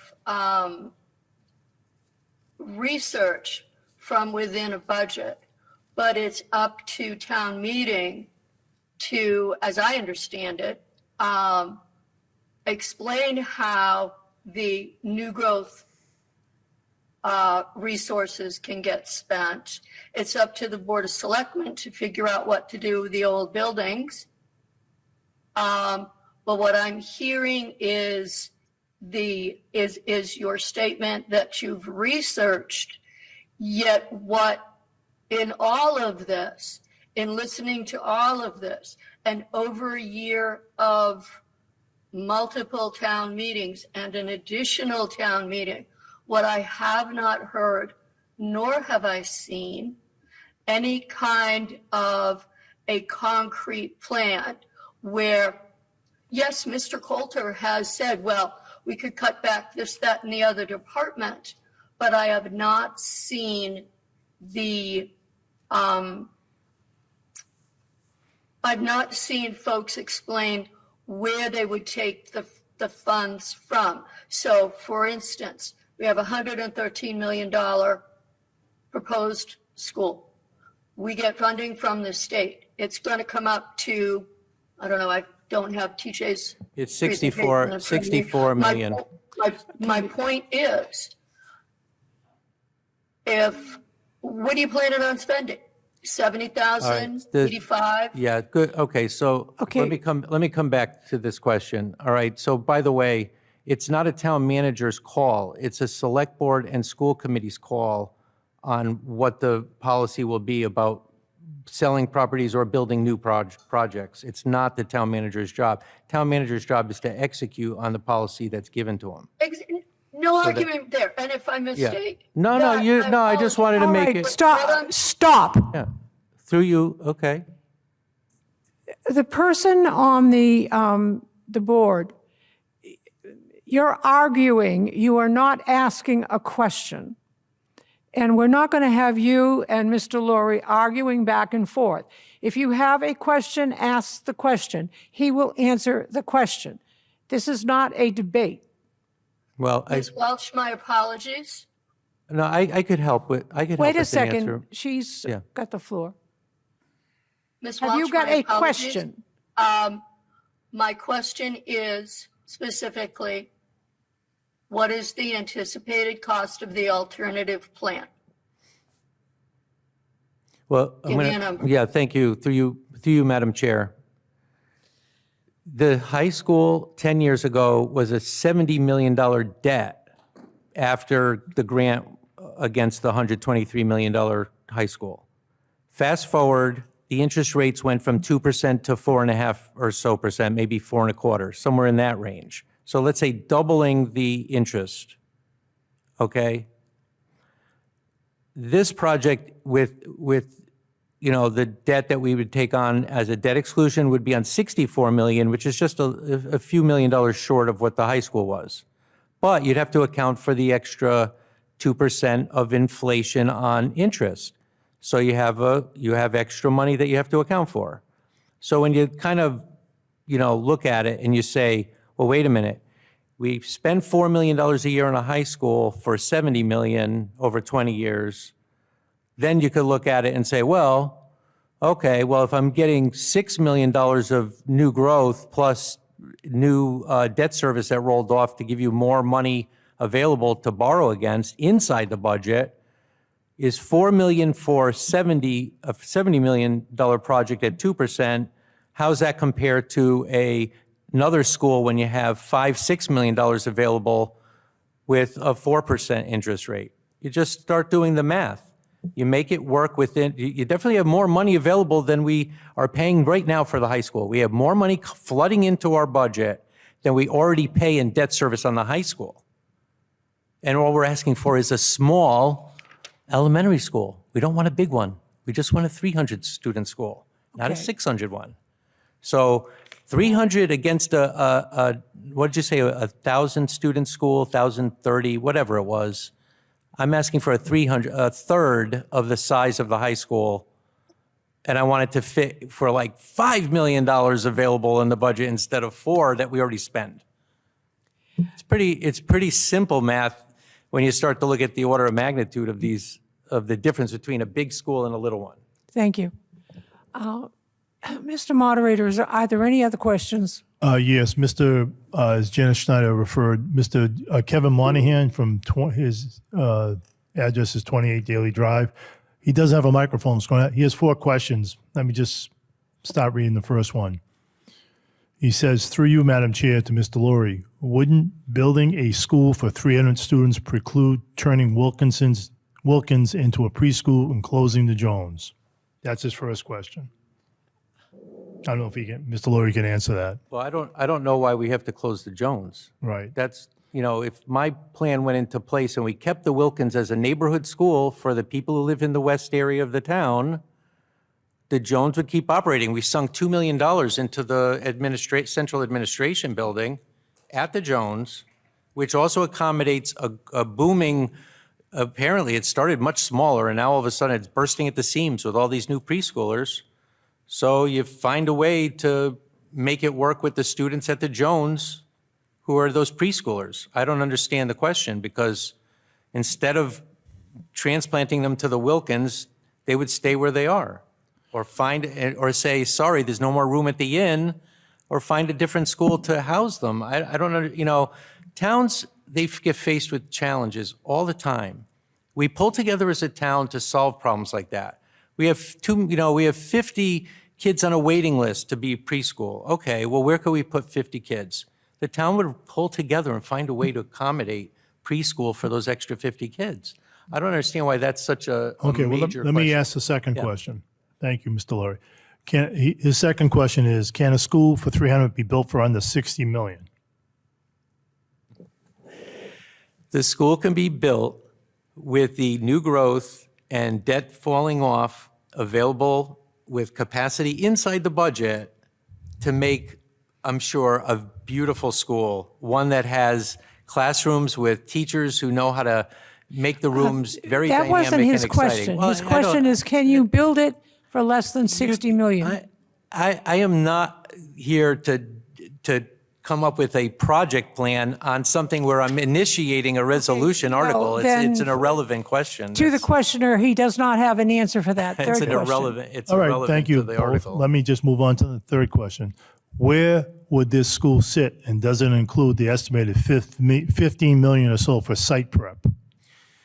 There's been a lot of work. Thank you, through you, Madam Chair. Thank you for the question. There's been a lot of work already done.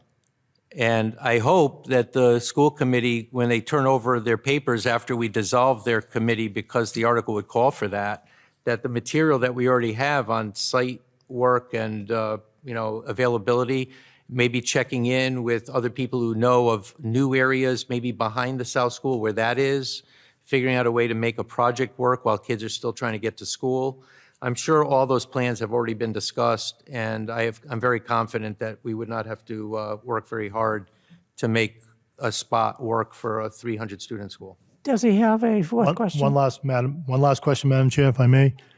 And his last question is, and wouldn't we have the same overcrowding issue in about 10 years?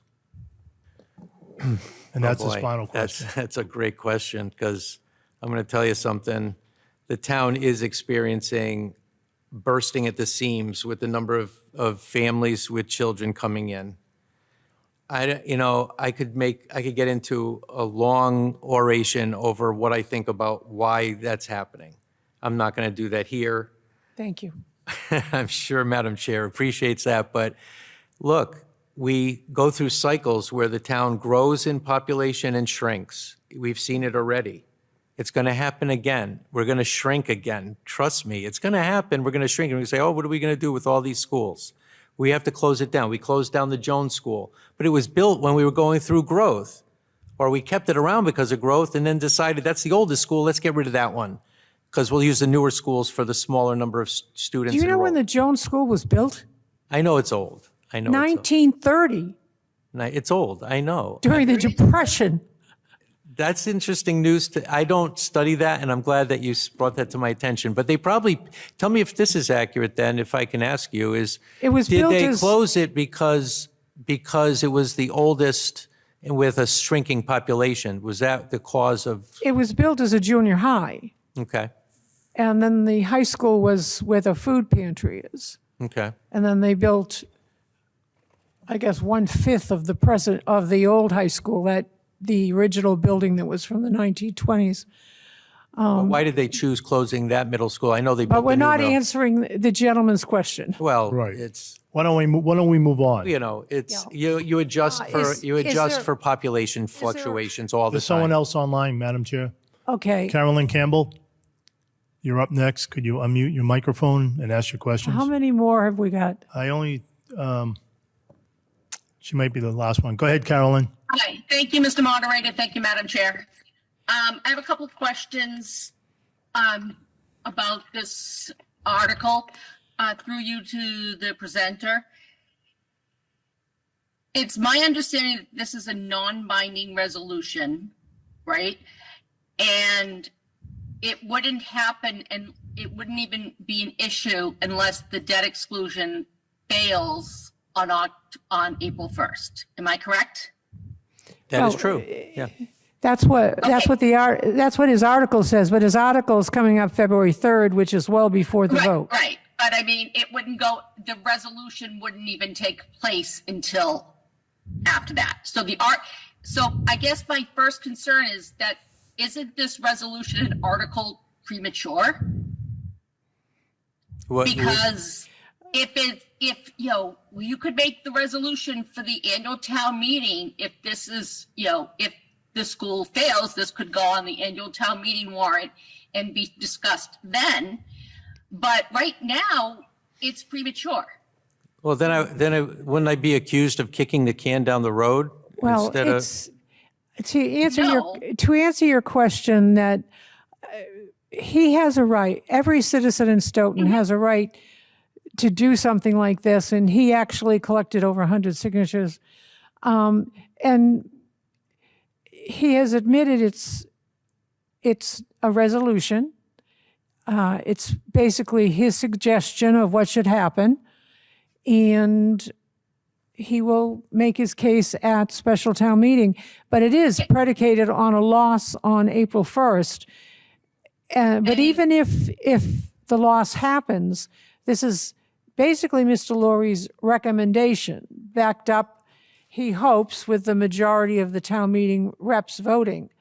But there's no way legally he can force the different boards to do anything. It's just presenting the material, and I'm sure he feels that there are enough people that feel as he does, that the politicians and the town administrators will feel the pressure of that opinion. But there are a lot of maybes and what ifs in this. Okay. Thank you, Madam Chair. I guess I think, I'm concerned that while the intent of the resolution is to to come up with a solution if the current proposal fails, I'm concerned that it's being presented as an alternative to the current proposal. And I'm not really sure that is valid, because I don't think there's enough details there to even do so. I understand that, Mr. Laurie, that you came up with the amount of $30 million for a building because you figured that's something that the town could afford within the budget to handle the annual debt service based on new growth and retiring of old debt. Is that right, what you were saying? I don't quite remember citing that number, so maybe you could help me out. Well, we are 30 million. Isn't that what you're saying? Build a school of $30 million. No, help me out understanding where that was cited. I don't know where that was cited. Your resolution. You're proposing that It's not in the article. It's 300 student enrolled. There's no money in the article. There's no money in the article. But you've mentioned, I believe earlier, that you could do this with 30 million. No, I did not say that. I apologize. I don't mean to be. Okay, so you asked him a question. He says he didn't say it. Okay, all right. Do you have another question? Yeah, I do.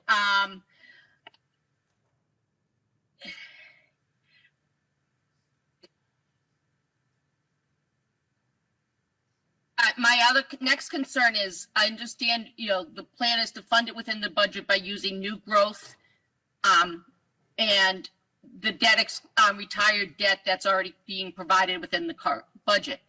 But isn't most of the debt that's within the budget that's being retired will be for like police cruisers, fire trucks, trucks, computers, all the stuff that are capital expenses that we borrow, but then we have to buy again.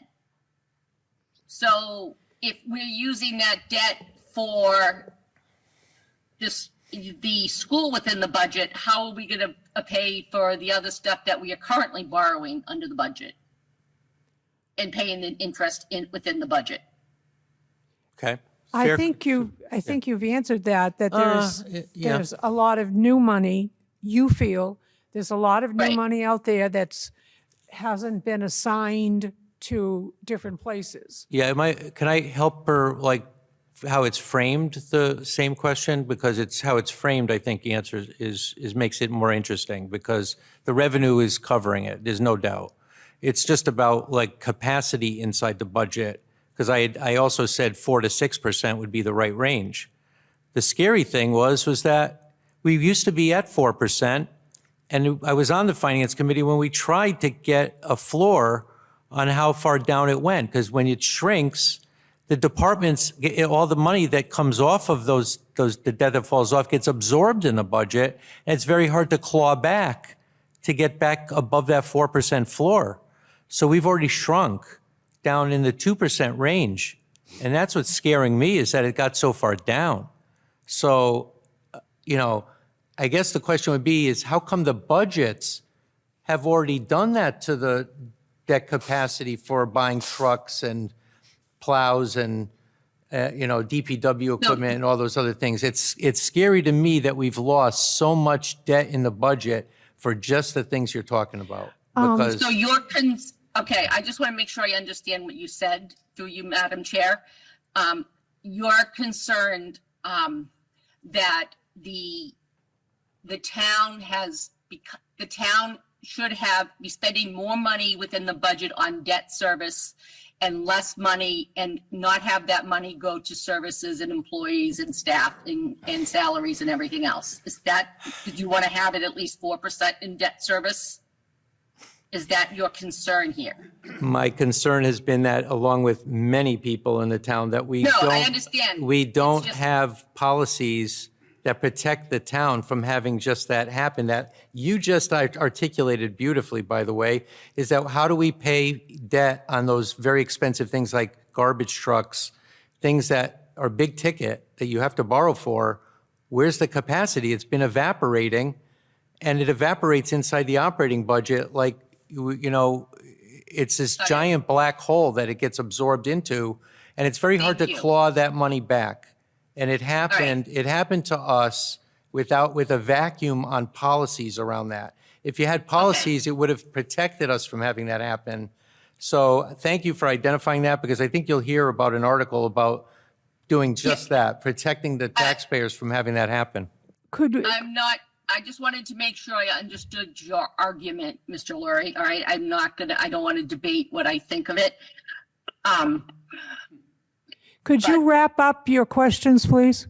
I will wrap up. I guess, I guess my comment is that I just do not see how you're going to be able to build a school that's going to be within the budget and still be within enough of the debt service so that I can understand going from 2% to 4% or 4% to 6%, but I'm concerned that your proposal, by keeping it within the budget, would bring our debt service much higher to like 10 to 12%, which would not be recommended. So that's my concern, and I just don't know how you're going to do that without any details. And I would prefer not to have to try to figure this out until after the election on April 1st, if it gets to that, because I think right now it'll confuse the issue on the April 1st ballot. I think if it fails, then this would be an appropriate time to discuss your option. Thank you. Okay, Madam Thank Chair, I you. just want to throw one statistic out at wrapping up that point, is that today, the debt in the town is 3 times higher on the debt that people pay out of their pockets on debt exclusion, the high school, the fire station. It morphs the size of what we pay inside the budget in debt. It's minuscule what we pay in the debt inside the budget versus what the town out of their pockets pay extra on top of their Prop 2.5 property tax. We pay much more than the town does. And that number is scary by itself. Mr. Moderator, is there anyone else? I'll ask, anybody online has any other questions on the public side? Anybody online? Give them a moment, Madam Chair. Okay, so we'll do not close see the hearing anybody. on Article 2 and move on to Article 3. Thank you very much. Thank you, Mr. Laurie, for your presentation. Our intention is to vote tonight because time is short before the book has to be in the hands of the town meeting reps by a week from Saturday because of the holiday. And obviously, with the mails the way they are, we've probably got only a day or two to get everything in an envelope. I see the petitioner. If you'd like to make an opening statement, please. Hi, Lisa Lyons, Precinct 2. I'm just looking to follow up with regard to financial policies and how everything is connected. And as evidenced by the discussion here tonight, I find that town meeting reps, and based on questions tonight, are looking at things, as I said previously, inside a bubble and without an overall roadmap or plan as to how we're going to spend our money. To previous questionnaires, they're asking for specific amounts of money without going through the process or having the policies in place that will help guide the direction of the town. And so I'll read what the article is. It's to see if the town will adopt the following resolution, asking town meeting to request the town manager through the select board to adopt Government Finance Officers Association procedures for presenting annually the Stoughton financial conditions using a current financial policies manual.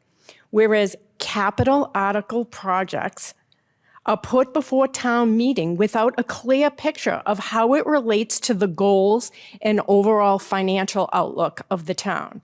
Whereas town meeting members have been restricted from discussing how any capital spending article impacts our budget and overall goals. Whereas the town of Stoughton will become or could become eligible for more grants and improved bond ratings by entities outside of Stoughton. Whereas future debt exclusions will have more widespread acceptance by voters who have gained greater confidence in the projects that have been designed prudently and put forth before them. Now, therefore, be it resolved to ask the town of Stoughton to request the town manager through the select board to present financial reports and budgets as prescribed by the Government Finance Officers Association, set forth in the presentation by the Association of Finance Committees dated November 2nd, 2024, titled the GFOA Distinguished Budget Award, A Guide to Best Practice, or act on anything relative thereto. So, Ms. Lyons, can I interrupt? I'm sorry, I apologize. Absolutely. Apologize, Madam Chair. I have your documents up here if you want me to hand them out. I don't know how you want to proceed with these documents. well, to be transparent, I have sent this presentation that I'm going to every town meeting rep, to every select board member, to school committee members. So feel free to hand out Would to anybody, to raise your anybody hand, here. would anybody want the documentation? You can walk up here, I can hand it out to you. And you said you'd also put it on the virtual It's also, table. yes, Lisa Lyons, it is on the virtual table as of right now. Thank you very much for that. Yeah, so there's 4 sets of documents. Anybody want to come up? Just help yourself, or I can hand them out. You raise your hand. Okay, thank you. Sorry to interrupt everybody. No, I'm glad you did. Thank you. Okay, so really on page 3, there's 3 circles. I'll actually hold it up. Thank you. That would. Oh yeah, I'll keep talking. Yep. So basically, there's 3 sets. You've got your financial policies, you got a capital improvement plan, and you've got financial indicators with a financial forecast. So we can talk about the capital plan and the roadmap. This is the type of thing. It is the select board's job to install policies. This handout is actually a starting point of what should be presented to town meeting at least once a year.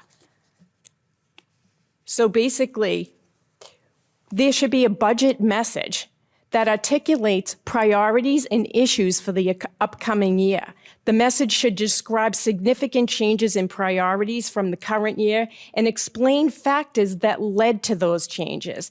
And the message should address the ramifications of these decisions. So we have people asking questions that are not looking at this handout here, that are only ever asking pieces of this entire financial outlook and plan. It's a roadmap. So you'll see the financial policies to the left, as Mr. Laurie was talking about earlier. Debt, it's debt management. We have debt inside the budget and debt outside the budget. As he said, the taxpayers are footing an exorbitant amount of the debt to fund capital projects. That has to be looked at for inside the budget. And free cash. Here's another example. Free cash, which we all know is not free. Okay? The select board right now basically has I call it a mafia agreement. It's a gentleman's agreement is what the chair of the finance committee called it, to reduce the use of free cash, which every budget knows should not be used in an operating budget. And we here in Stoughton have been doing that for decades. Because we have been doing things wrong for decades, it's come to a place now where it's hurting the taxpayers because we don't have any of these policies in place, the best practices. We have pieces of it. To say we're going to have a gentleman's agreement to reduce the use of free cash by 300 as our budget is exponentially increasing year over year because the departments are gobbling up what should be used for debt service to fund these capital projects, it's outrageous. You're losing ground. That agreement, it should be a percentage of the budget. So as an example, at town meeting, we had a town meeting rep ask what percentage of our budget is going to stabilization funds. That's also noted on this chart here that says financial reserves. What percent is going to financial reserves? When I became a town meeting rep, I'm literally appalled that here, town meeting reps, as our town manager, accused every town meeting rep of we don't spend a dime in this town without approval of town meeting. And he's right, and that's a problem. We just presented a budget and it's just to spend without any of these framework here of capital plan, a combined 5-year project planning. And we just gave the school money to do a capital plan. They hadn't done it. The town meeting reps are saying whatever the schools, I think it was Mr. Lyons from the Intergovernmental said he's never seen the resistance. The resistance is because the town has just been spending with zero regard to having a budget, and a budget that's affordable. We all could build a castle to live in, but we can't afford a castle. So you have to a previous questionnaires point, you have to identify what your overall goals are for capital planning, and then you have to set how are we going to divide up this money with a roadmap, and that's a capital plan. But yet we were just presented by our finance director and town manager saying we're not using free cash, it's down to zero. But what did they do to fund the budget?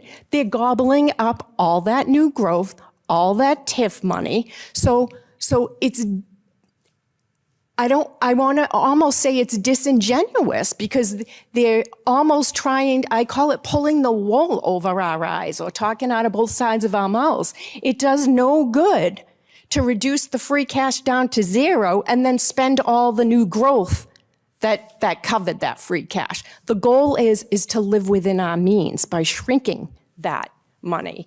So then you have investments that are supposed to help us get revenue to fund the debt. So you've got the equipment, buildings, infrastructure. The whole point is government is funded by the taxpayers. And we need to live within a reasonable amount and stop overtaxing the taxpayers.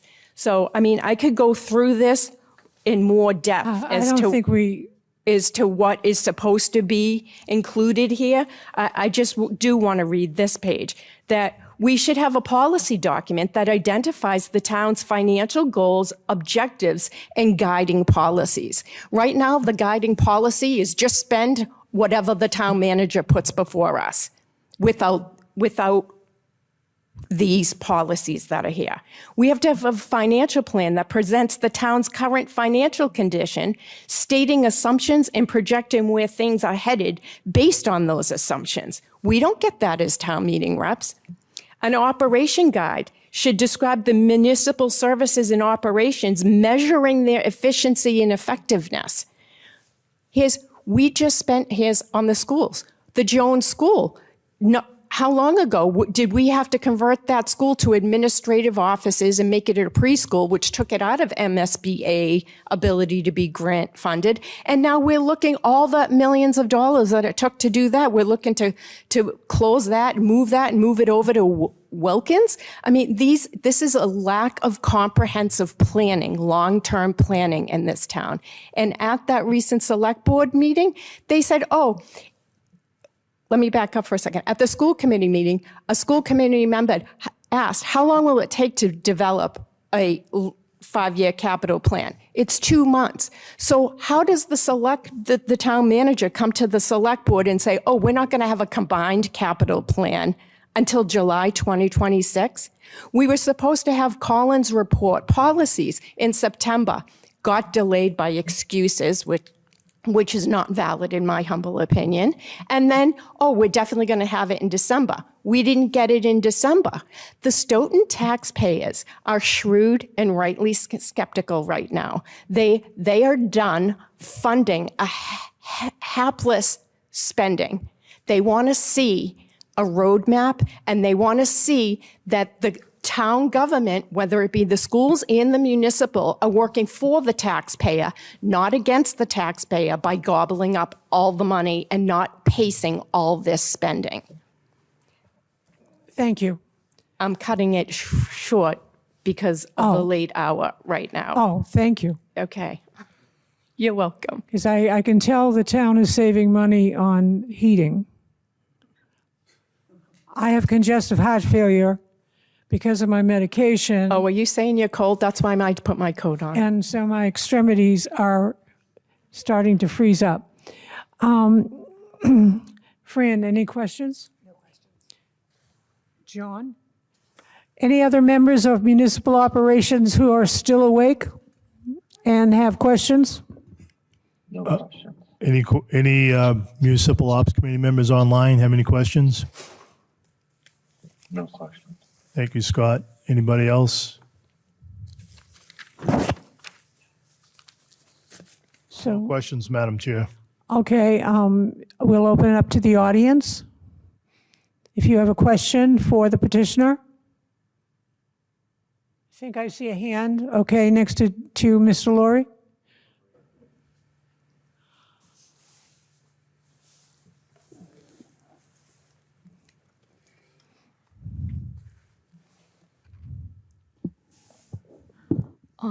Thank you for the representation. It was really educational. Your name and address, please. I'm sorry. Marina Ryans, 72 Copperwood Drive.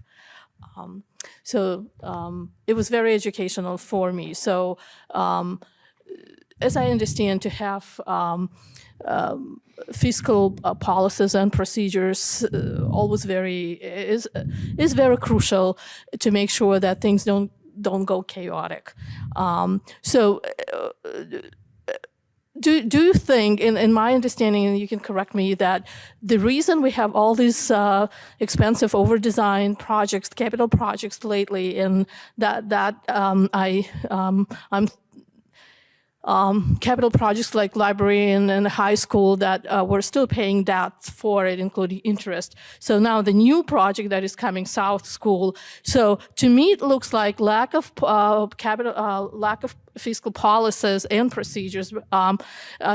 So just gives the opportunity for the town and for the school officials to have every time the over-designed projects. Do you think that's the lack of fiscal policies and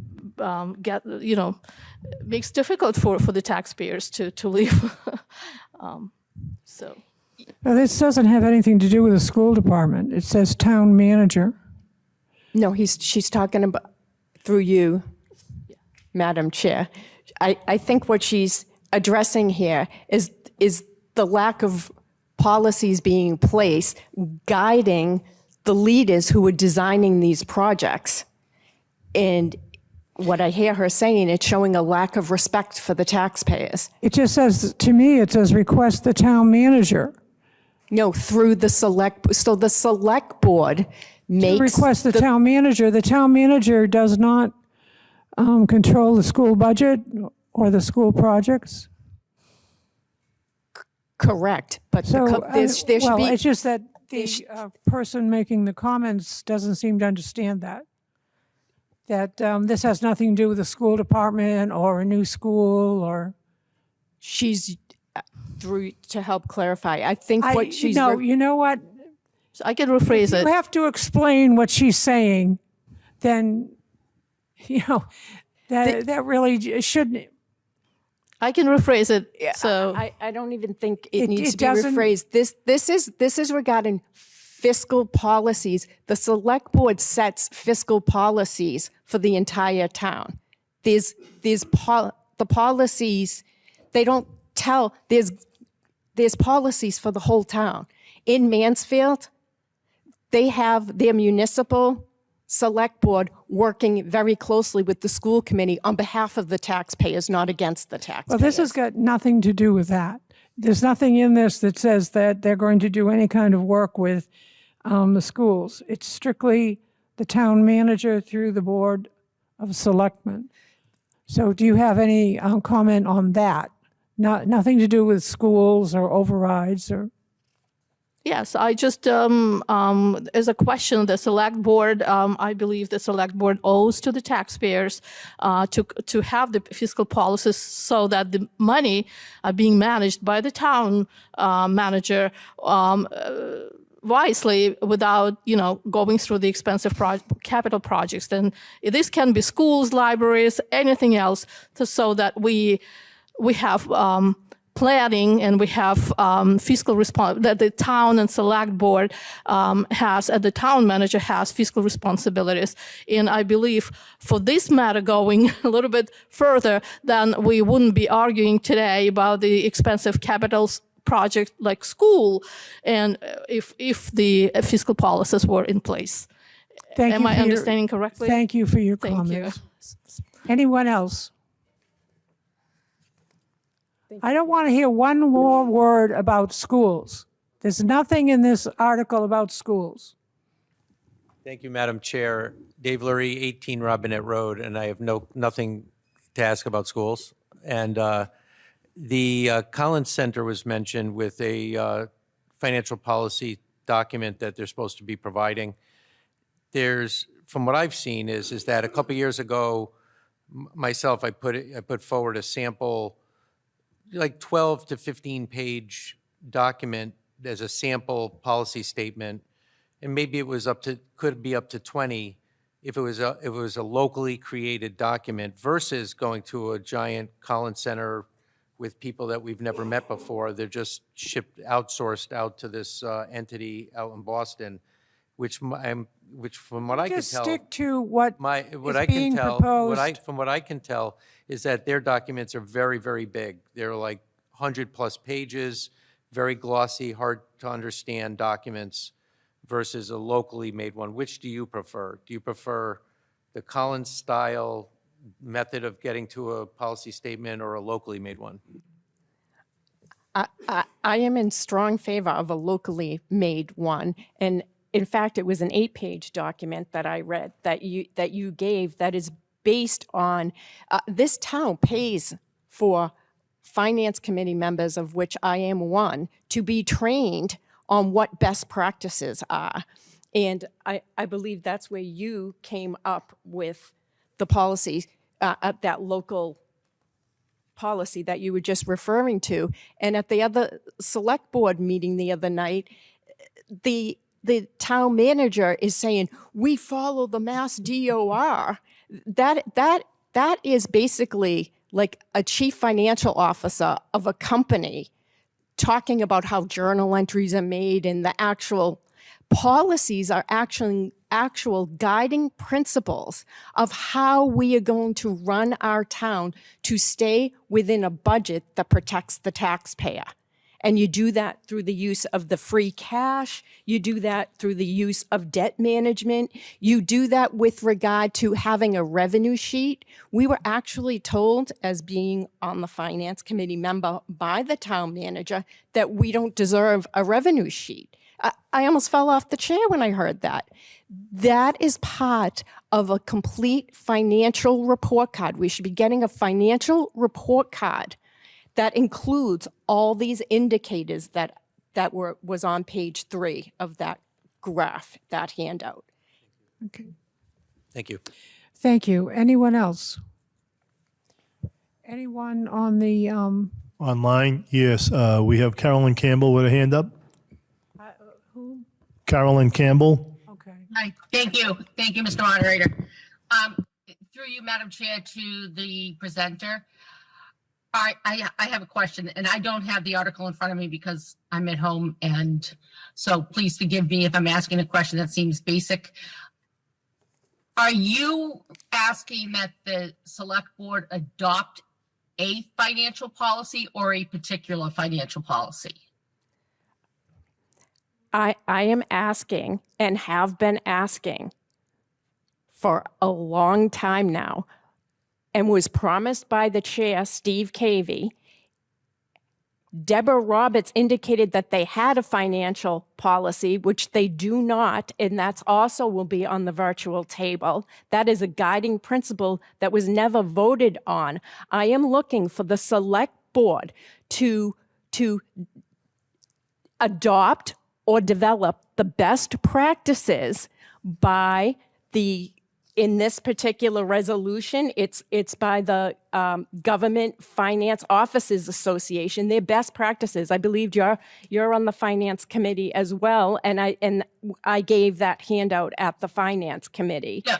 And yep. So I'm looking for the select board to do its job by adopting, and it doesn't have to be the Collins report. This is the problem. It is. I hear the term kick the can down the road through you, Madam Chair. That is exactly what's happening, and it's harming the taxpayers of this town. In order to get any capital projects done, okay, we need to have a plan, and we need to do it with the taxpayer in mind. And how do you accomplish that? You accomplish that by having the select board do its job of adopting best practice financial policies, not gentlemen's agreements that is actually in effect harming the taxpayers. Okay, take a breath so that the person can ask a question. Right, thank you. Through you, Madam Chair, to the presenter. Listen, I'm in favor of policies. I'm just trying to understand what you're asking in this resolution. All right, so you want them to adopt a particular policy, and that's the point of this resolution. That is correct. I want them to adopt what's already been created. Okay. And actually vote on it. One of you has to let the other one finish. I'm sorry, Madam Chair. You were speaking and then you were interrupted. Okay, thank you. I appreciate that. So we have to stop. We can't continually have, in my opinion, town meeting reps because because the town manager is right about that. Town meeting reps vote on the budget, okay? I would hate to see town meeting reps come in and say no, and then have our budget be just explode because they voted no on it. And the way to prevent that is to get financial policies in place, best practices, which from every indicator, town meeting has been warned of for years. Ed Trumfio, I watched a YouTube video of him at town meeting giving a presentation on revenue and expenditures, and all the existing town meeting reps now say, that was a great presentation, Mr. Trumfio. And it's 2025 and we still don't have these in place. It cannot be tax and spend. We're harming the taxpayers at this point. Thank you. I just have a question on what you said. I believe you said that the town meeting should not be voting on the budget. I said I would, through you, Madam Chair, I would hate to see sensible town meeting reps come in and just say no to the budget in May because because they're so fed up of this tax and spend with zero regard for the taxpayers. That is evidenced by all these haphazard capital projects being spent at town meeting with little or zero regard to having a sense of page 3 of this handout.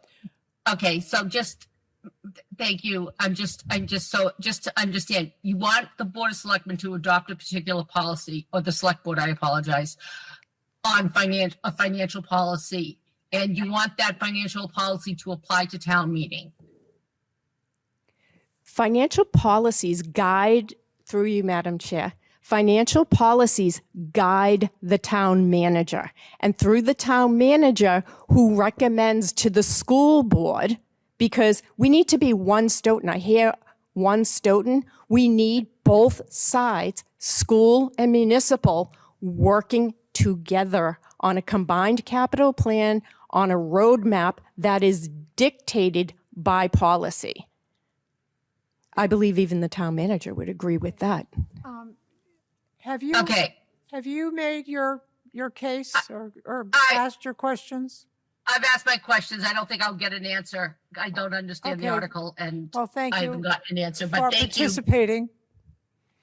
Anyone else online? We're reaching out to the public online. Madam Chair wants to know if there's anybody else online that has logged in remotely would like to ask a question to the presenter. Anybody online? Madam Chair, I am not seeing anyone. John has asked to ask some more questions. I just have one question to ask. Well, first of all, I'm all for fiscal responsibility.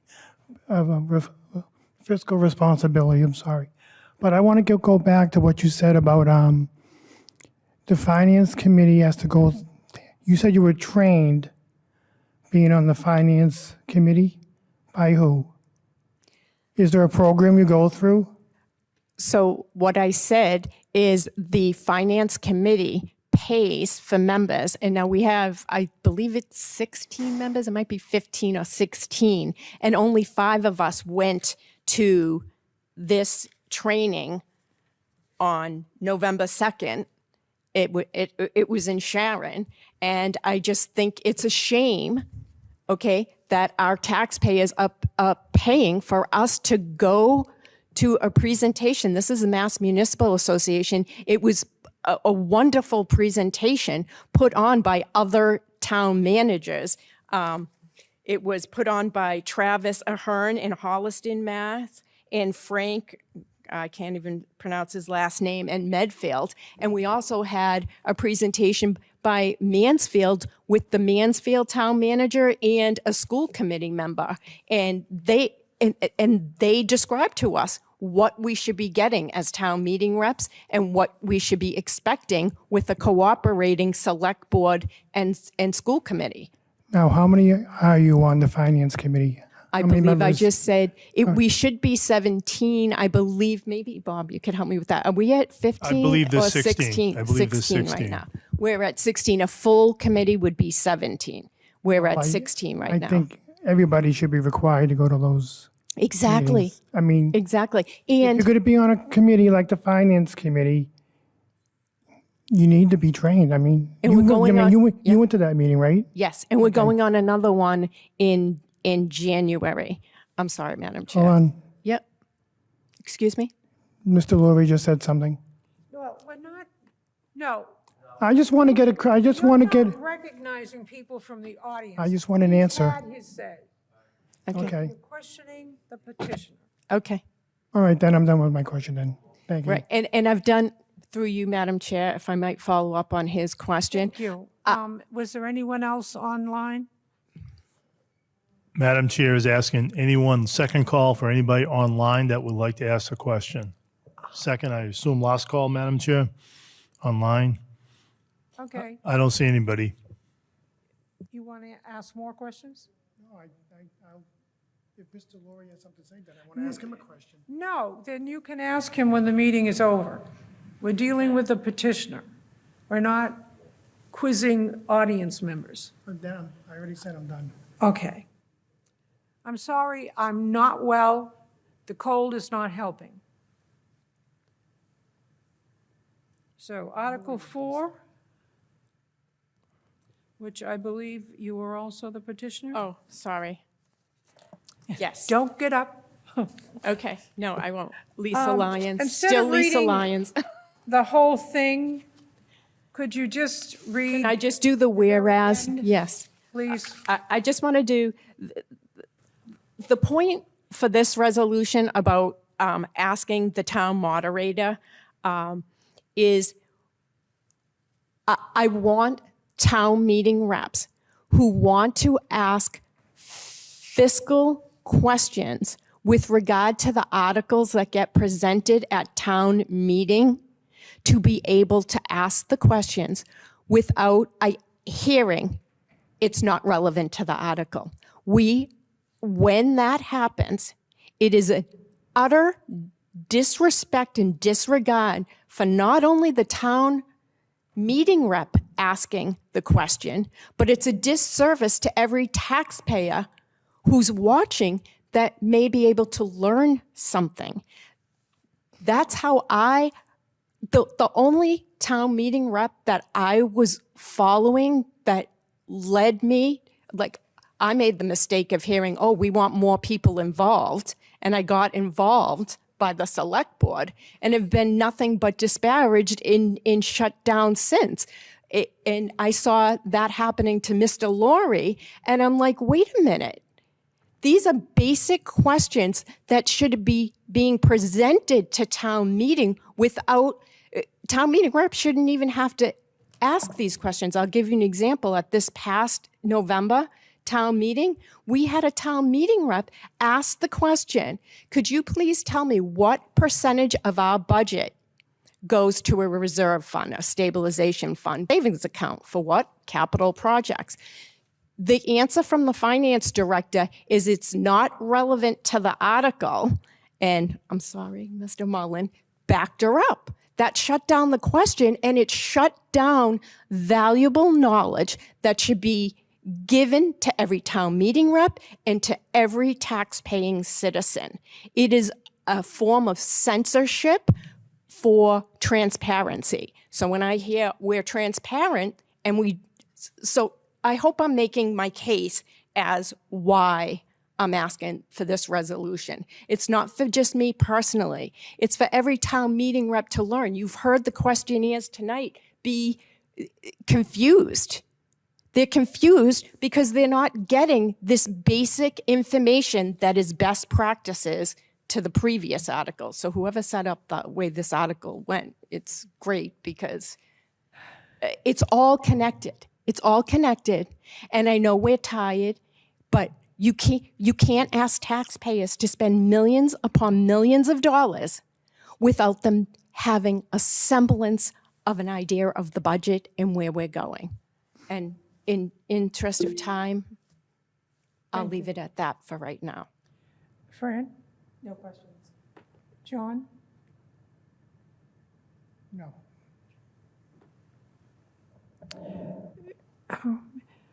I may be misreading the article, but it seems to be saying that when the body's had enough and wants to move the question, they can't. That is not what this is intended for.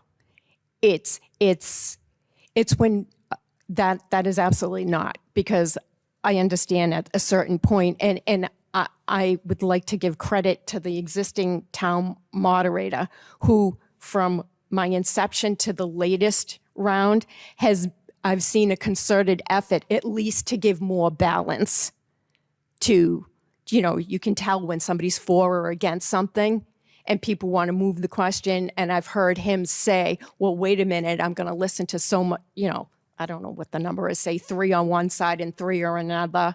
So that's not what I'm referring to. I'm referring to when somebody, a town meeting rep, wants to make a connection from an article. So where's the summary of all the free cash? It's how much is all this free cash adding up to? There's no summary there for the taxpayers or the town meeting reps to see. It's just, let's just look at every article in a bubble. And I'm looking to say, no, we can't be looking at articles just one in a bubble. We have to see how it fits into the overall plan. If we do this, how is it going to affect that? And that is the job of the town manager, based on financial policies in place, to be informing town meeting reps and the public. Did that answer your question? I've been in town meeting for 42 years, and there's been 5 moderators in that time. And all moderators have done that. Some have specifically stated, we will not move the question till we hear a pro and we hear a con. I really do think that, at least from the cheap seats, a lot of people come to town meeting with their minds made up, and they don't want to listen to the same argument on and on and on. With all due respect, Madam Chair, that is not what I'm referring to. Let me read the second paragraph here. Whereas town meeting representatives are continually told the relationship of financial revenue and/or spending are not relevant to an article, preventing town meeting representatives from seeing or learning a complete picture of the town's finances, which hinder comprehensive decision-making. That is the point of this article. By being told a question is not relevant to the article, I gave the example before, what percentage? That has nothing to do with moving a question. That has to do with helping people understand how an article is affecting our overall financial goals, our overall financial timing to get those goals accomplished. In other words, we all have valiant goals. Sometimes you have to bite things off in small bites. You can't boil an ocean necessarily. So you have to understand how, if we do one thing, how is it going to affect something else? That's the intention of this resolution. Thank you. Did you have anything else? No. Municipal operation members that are on the board? Municipal Operation Committee members online, do you have any questions to the presenter? I should say, in transparency, I'm the town moderator. I'm just here facilitating. I won't be asking any questions. I'm just here operating the computer here. So any Municipal Operations Committee members have any questions that are online right now? I don't see any, Madam Chair. Okay, so we'll open it up to the public that are in the room if you have a question for the petitioner.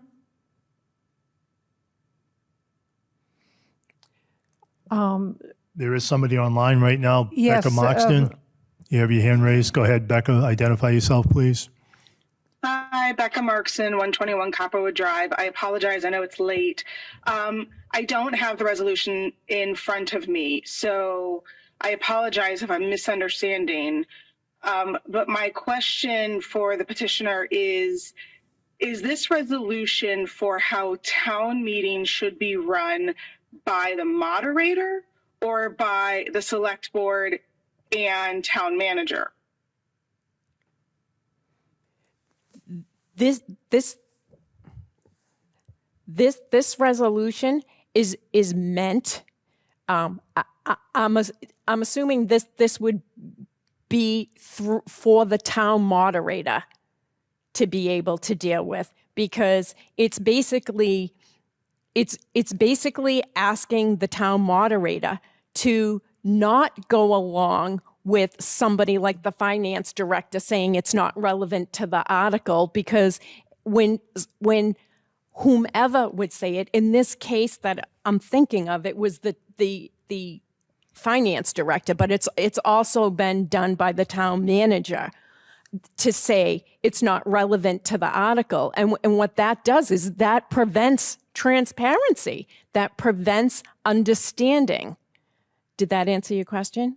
It does and it doesn't. And I guess, continuing that thread is, if the moderator is an elected position and the moderator runs town meeting, then if there's an issue with how the moderator is running town meeting, then the two choices are either to do a recall or to wait and vote in another town moderator. Okay. I am not sure what a resolution would do, considering the moderator is allowed to change how town meeting is run. And for example, I know I was a town meeting rep for Howard Hanson's last year, and I believe, and I'm sure someone else can correct me, I believe we only did pro-con, whereas when Adam Dawkins became the moderator, he added in separating out non-technical questions and then pro-con. And so I guess my question is, the point that you want to create with this resolution, will it do what you want it to do? Okay, through you, Madam Chair. Becca, thank you very much for that question, because I think it's a great question. First of all, I'm absolutely not looking to do a recall on a moderator, okay? And thank you for pointing out that it's been done more than one way. The intention of this resolution is to encourage the town moderator, whomever the town moderator is, as well as presenters of an article, to stop preventing town meeting reps from asking pertinent questions. And when I say pertinent as it relates to the overall goals of the town and the overall budget and capital improvement plans, which should be presented by best practices on the financial policies to town meeting, at least annually to town meeting, which we don't have that. We don't have a comprehensive picture. All we're given is, we were told this as a finance committee member, we're not entitled to a revenue sheet. It was absurd. Of course, you need to see your revenues, you need to see your expenses, you need to see your capital plan, and we need to know what is the goals. That's what that is what policies do.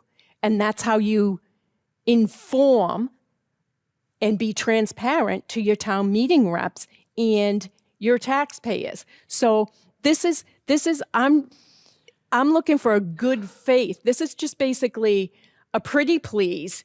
Can we stop preventing our town meeting reps from understanding what our goals are? And it's meant to inform town meeting reps and the public, and it's also meant to protect the public, the taxpayers. Because when you have a comprehensive plan, we can make better spending.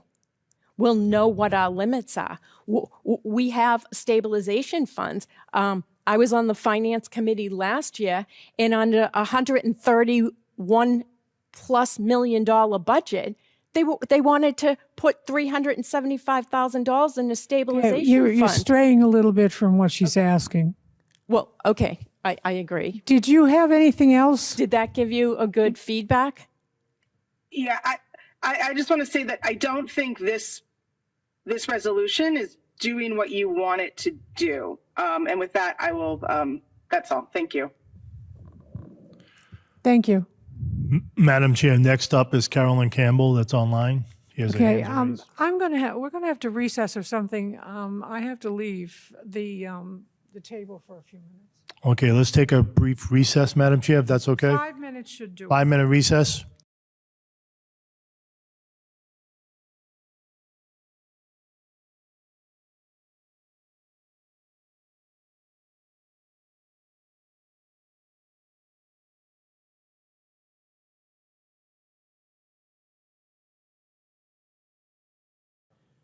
Ladies and gentlemen, we are now reconvening the public hearing.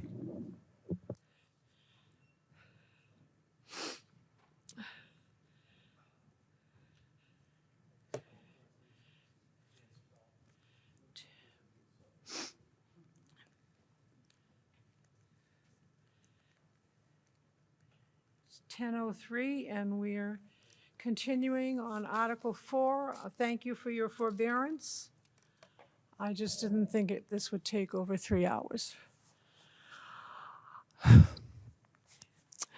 Now, I think we have a new questioner, and that was Ms. Campbell. Hi, yes, thank you, Madam Chair. Through you to the petitioner, all right, wait a second. All right, my question is, I mean, I understand the intent here. My question is, my question and concern is that that this might be just another way to cause another debate at town meeting about what's appropriate, because my concern would be if one town meeting member wants to ask a fiscal related question on an article and another town meeting person doesn't think it's relevant, who's going to decide? If the moderator decides it's not relevant and you want to tell the moderator they're wrong, then who's going to decide? Who's deciding what is a fiscally relevant question if not the moderator? Or what is a relevant question if not the moderator? That's my question, my concern here. So through you, Madam Chair. So basically, town meeting representatives have been consistently prevented from asking how an article relates to the operating budget, combined capital plan, and capital projects, and/or sources of revenue. These are basic questions that any town meeting rep or taxpayers should be able to get the answer to. And they're all interconnected. Again, I just feel like I'm repeating myself at this time. We can't be spending in a bubble without understanding how that spending relates back to an operating budget or our capital plan and that's all based on policies guide the budget making. Policies guide the budget. It would guide the capital planning to have a 5-year capital plan combined. I mean, these are all basic concerns, or should be for every town meeting rep. The questioner is saying, right now, the moderator decides if something's relevant.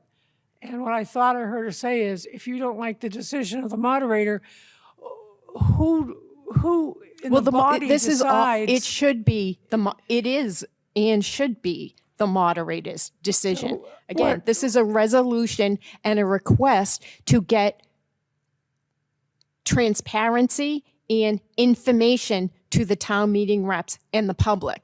And just by the, I feel resistance to that. And that is the purpose for this resolution, to break down that resistance in the name of, in the interest of being informed before you spend millions of taxpayer dollars. Am I misstating what you asked? I thought you asked, if you don't like the moderator's decision, who else do you appeal That's what I to? asked.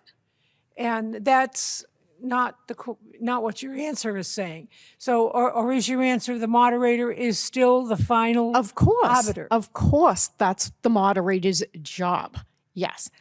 This resolution is an encouraging, a requesting in the interest of being welcoming and informing, to not just, you got to have a little backbone against the resistance that you might get from a finance director or a town manager or a presenter of an article. In the interest of having town meeting reps informed, I'm not looking to usurp the moderator's position. Did you have another question or comment? One question or comment is, what if the rest of your town meeting members, I've been a town meeting member for a longer time, not as long as the chair. You're not as old as the chair. And I may already know the answers and consider myself well-informed without needing to have your questions. So what if the majority of town meeting members feel that way and they don't want the discussion to continue? Are you going to prevent that from them from asking to move the question? Well, I'm glad you just asked, or the beginning of that question. First of all, if we're asking for more involvement from taxpayers, and we really mean it, we should be raising up new members and helping them become informed instead of trying to embarrass them or prevent them from learning.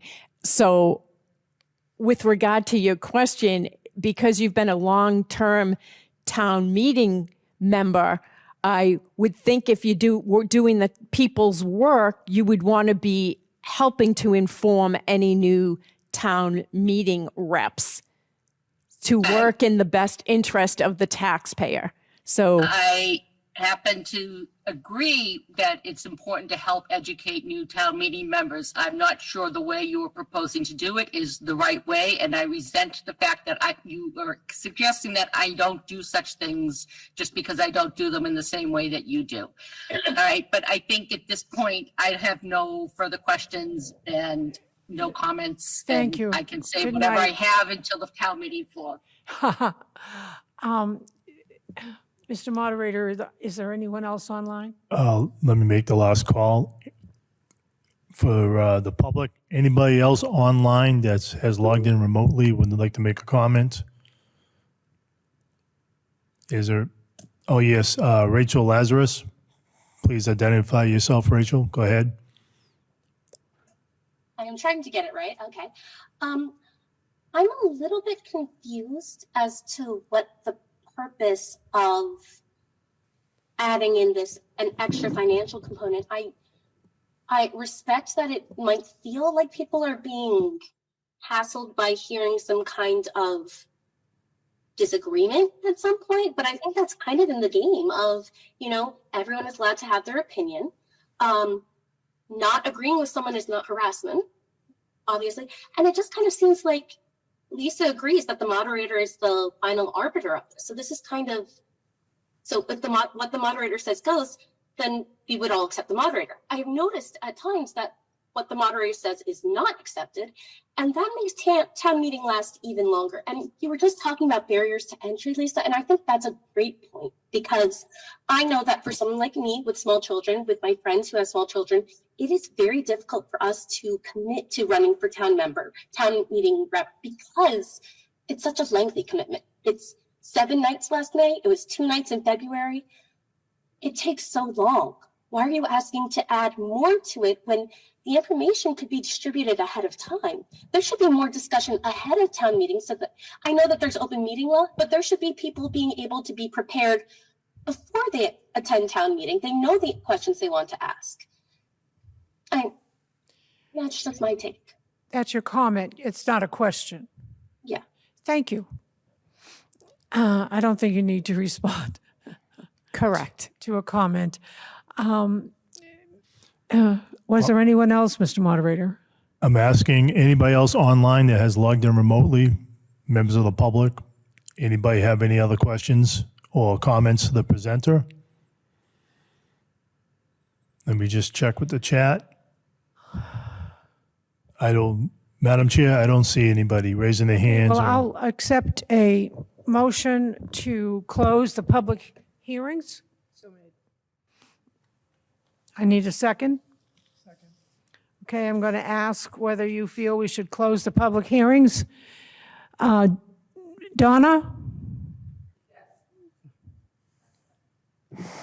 Donna has joined us. She is. She is. Oh, I'm sorry. John? Yes. Cynthia says yes. Scott? Yes. Eileen? Fran? Yes. Winchell? Yes. And Janice McKenna. So the public portion of the hearings is over. I thank the petitioners. I want to apologize that my health has made me crankier than usual. And now we're ready to decide on what our recommendations are going to be on the 4 articles. Now remember, you can make a motion. Join us. Donna, come to the table. You can make a motion that we recommend approval. You can make a motion that we recommend disapproval, or you may make a motion that we refer to town meeting. So I'm open to a recommendation for Article 1, Elementary School Building Project. Has anyone got a motion? Yes or no, right? Well, it can be yes, no, or refer, meaning we don't have enough information or we just don't want to make a decision. I vote yes to Motion go to town approve. meeting. Okay, so you're making a motion that we recommend the article to town meeting for approval. Yes. Is there a second? Second. Okay, I'll go down through the list. The motion is to recommend approval of the South School Building Project. Donna? Yes. John? Yes. Cynthia says yes. Scott? Yes. Was that a yes or no? Okay. Yes, that I'm was a sorry. yes. My eyesight, my hearing, everything is shot. Evidently, after 10 o'clock, systems start to shut down. Fran? Yes. Winchell? Yes. And Janice? So that seems to be a unanimous vote for approval.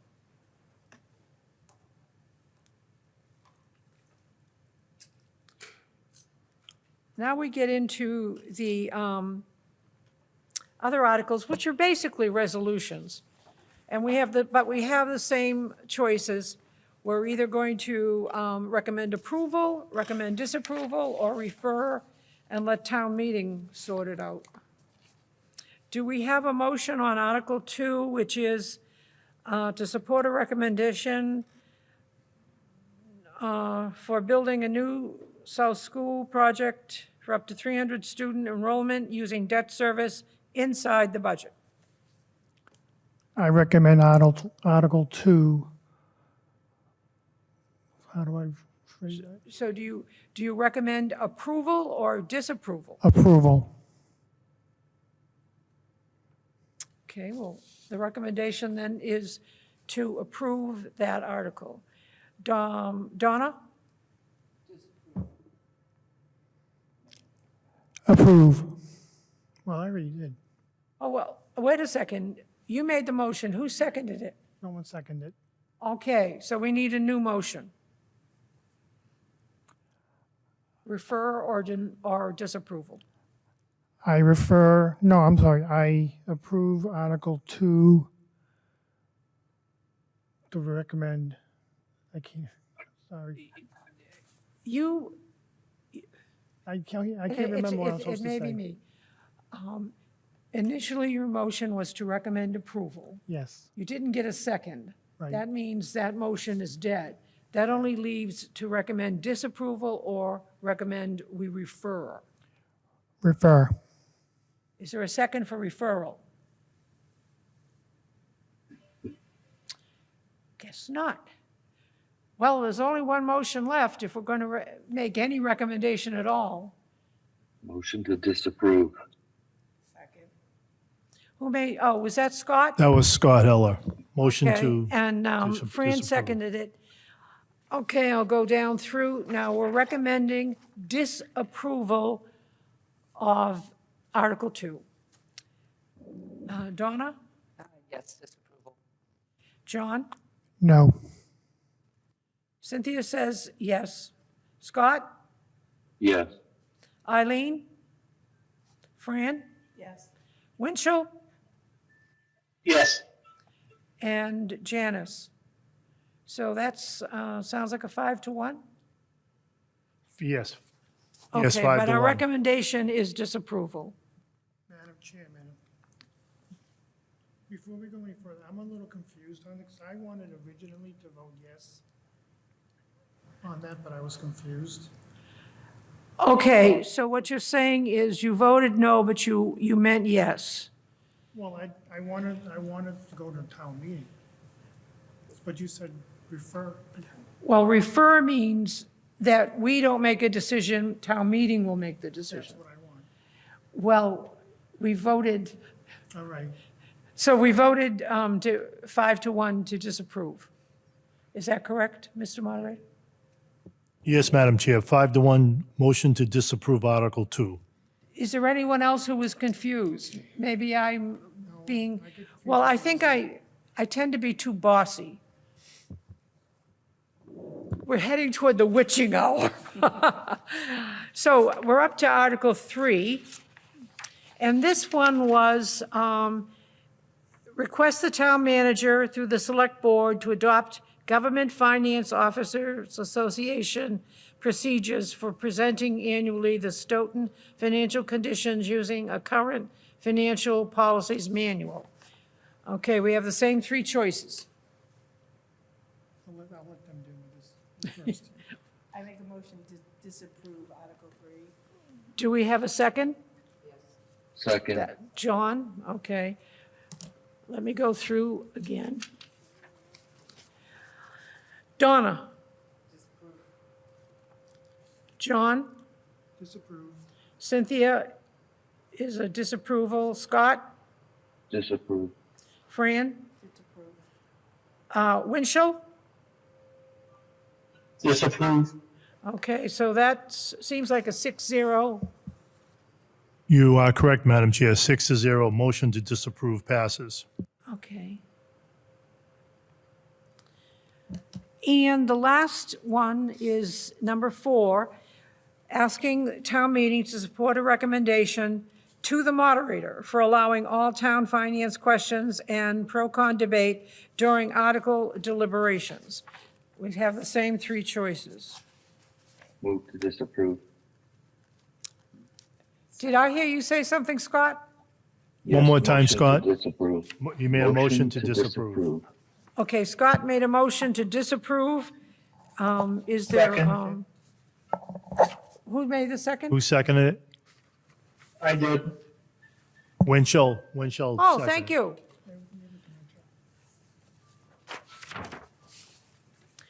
Okay, this is a motion for disapproval. Donna? John? Disapprove. Cynthia disapprove. Scott? Disapprove, yeah. Eileen? Fran? Winchell? Disapprove. And Janice? Sounds like another 6-0 for disapproval. You are correct, Madam Chair. 6-0, motion to disapprove passes. And now everybody's favorite motion to adjourn. I'll make a motion, we adjourn. That was by Winchell Laguerre. Who seconded that? I did. John did? Okay. One last time, folks. We'll do it the other way. Janice? Winchell? Approve. Fran? Yes. Eileen? Scott? Yes. Scott? That was a yes Yes. from Scott. Okay. Cynthia says yes. John? John says yes. Donna? Donna says yes. Yes. And once again, thank you for your attendance, whether in person or online, and for your patience with cranky Cynthia. All right, the time is 10:23. The committee has 10:23. adjourned. Thank you all for your participation. Thank you for being online, too. Thank you for all of your help, Mr. Moderator. I really can't see the screen. I mean, You're I can welcome, see the Madam screen, but I Chair. can't read it. Thank you all, committee members, and to the public. Everybody have a good evening.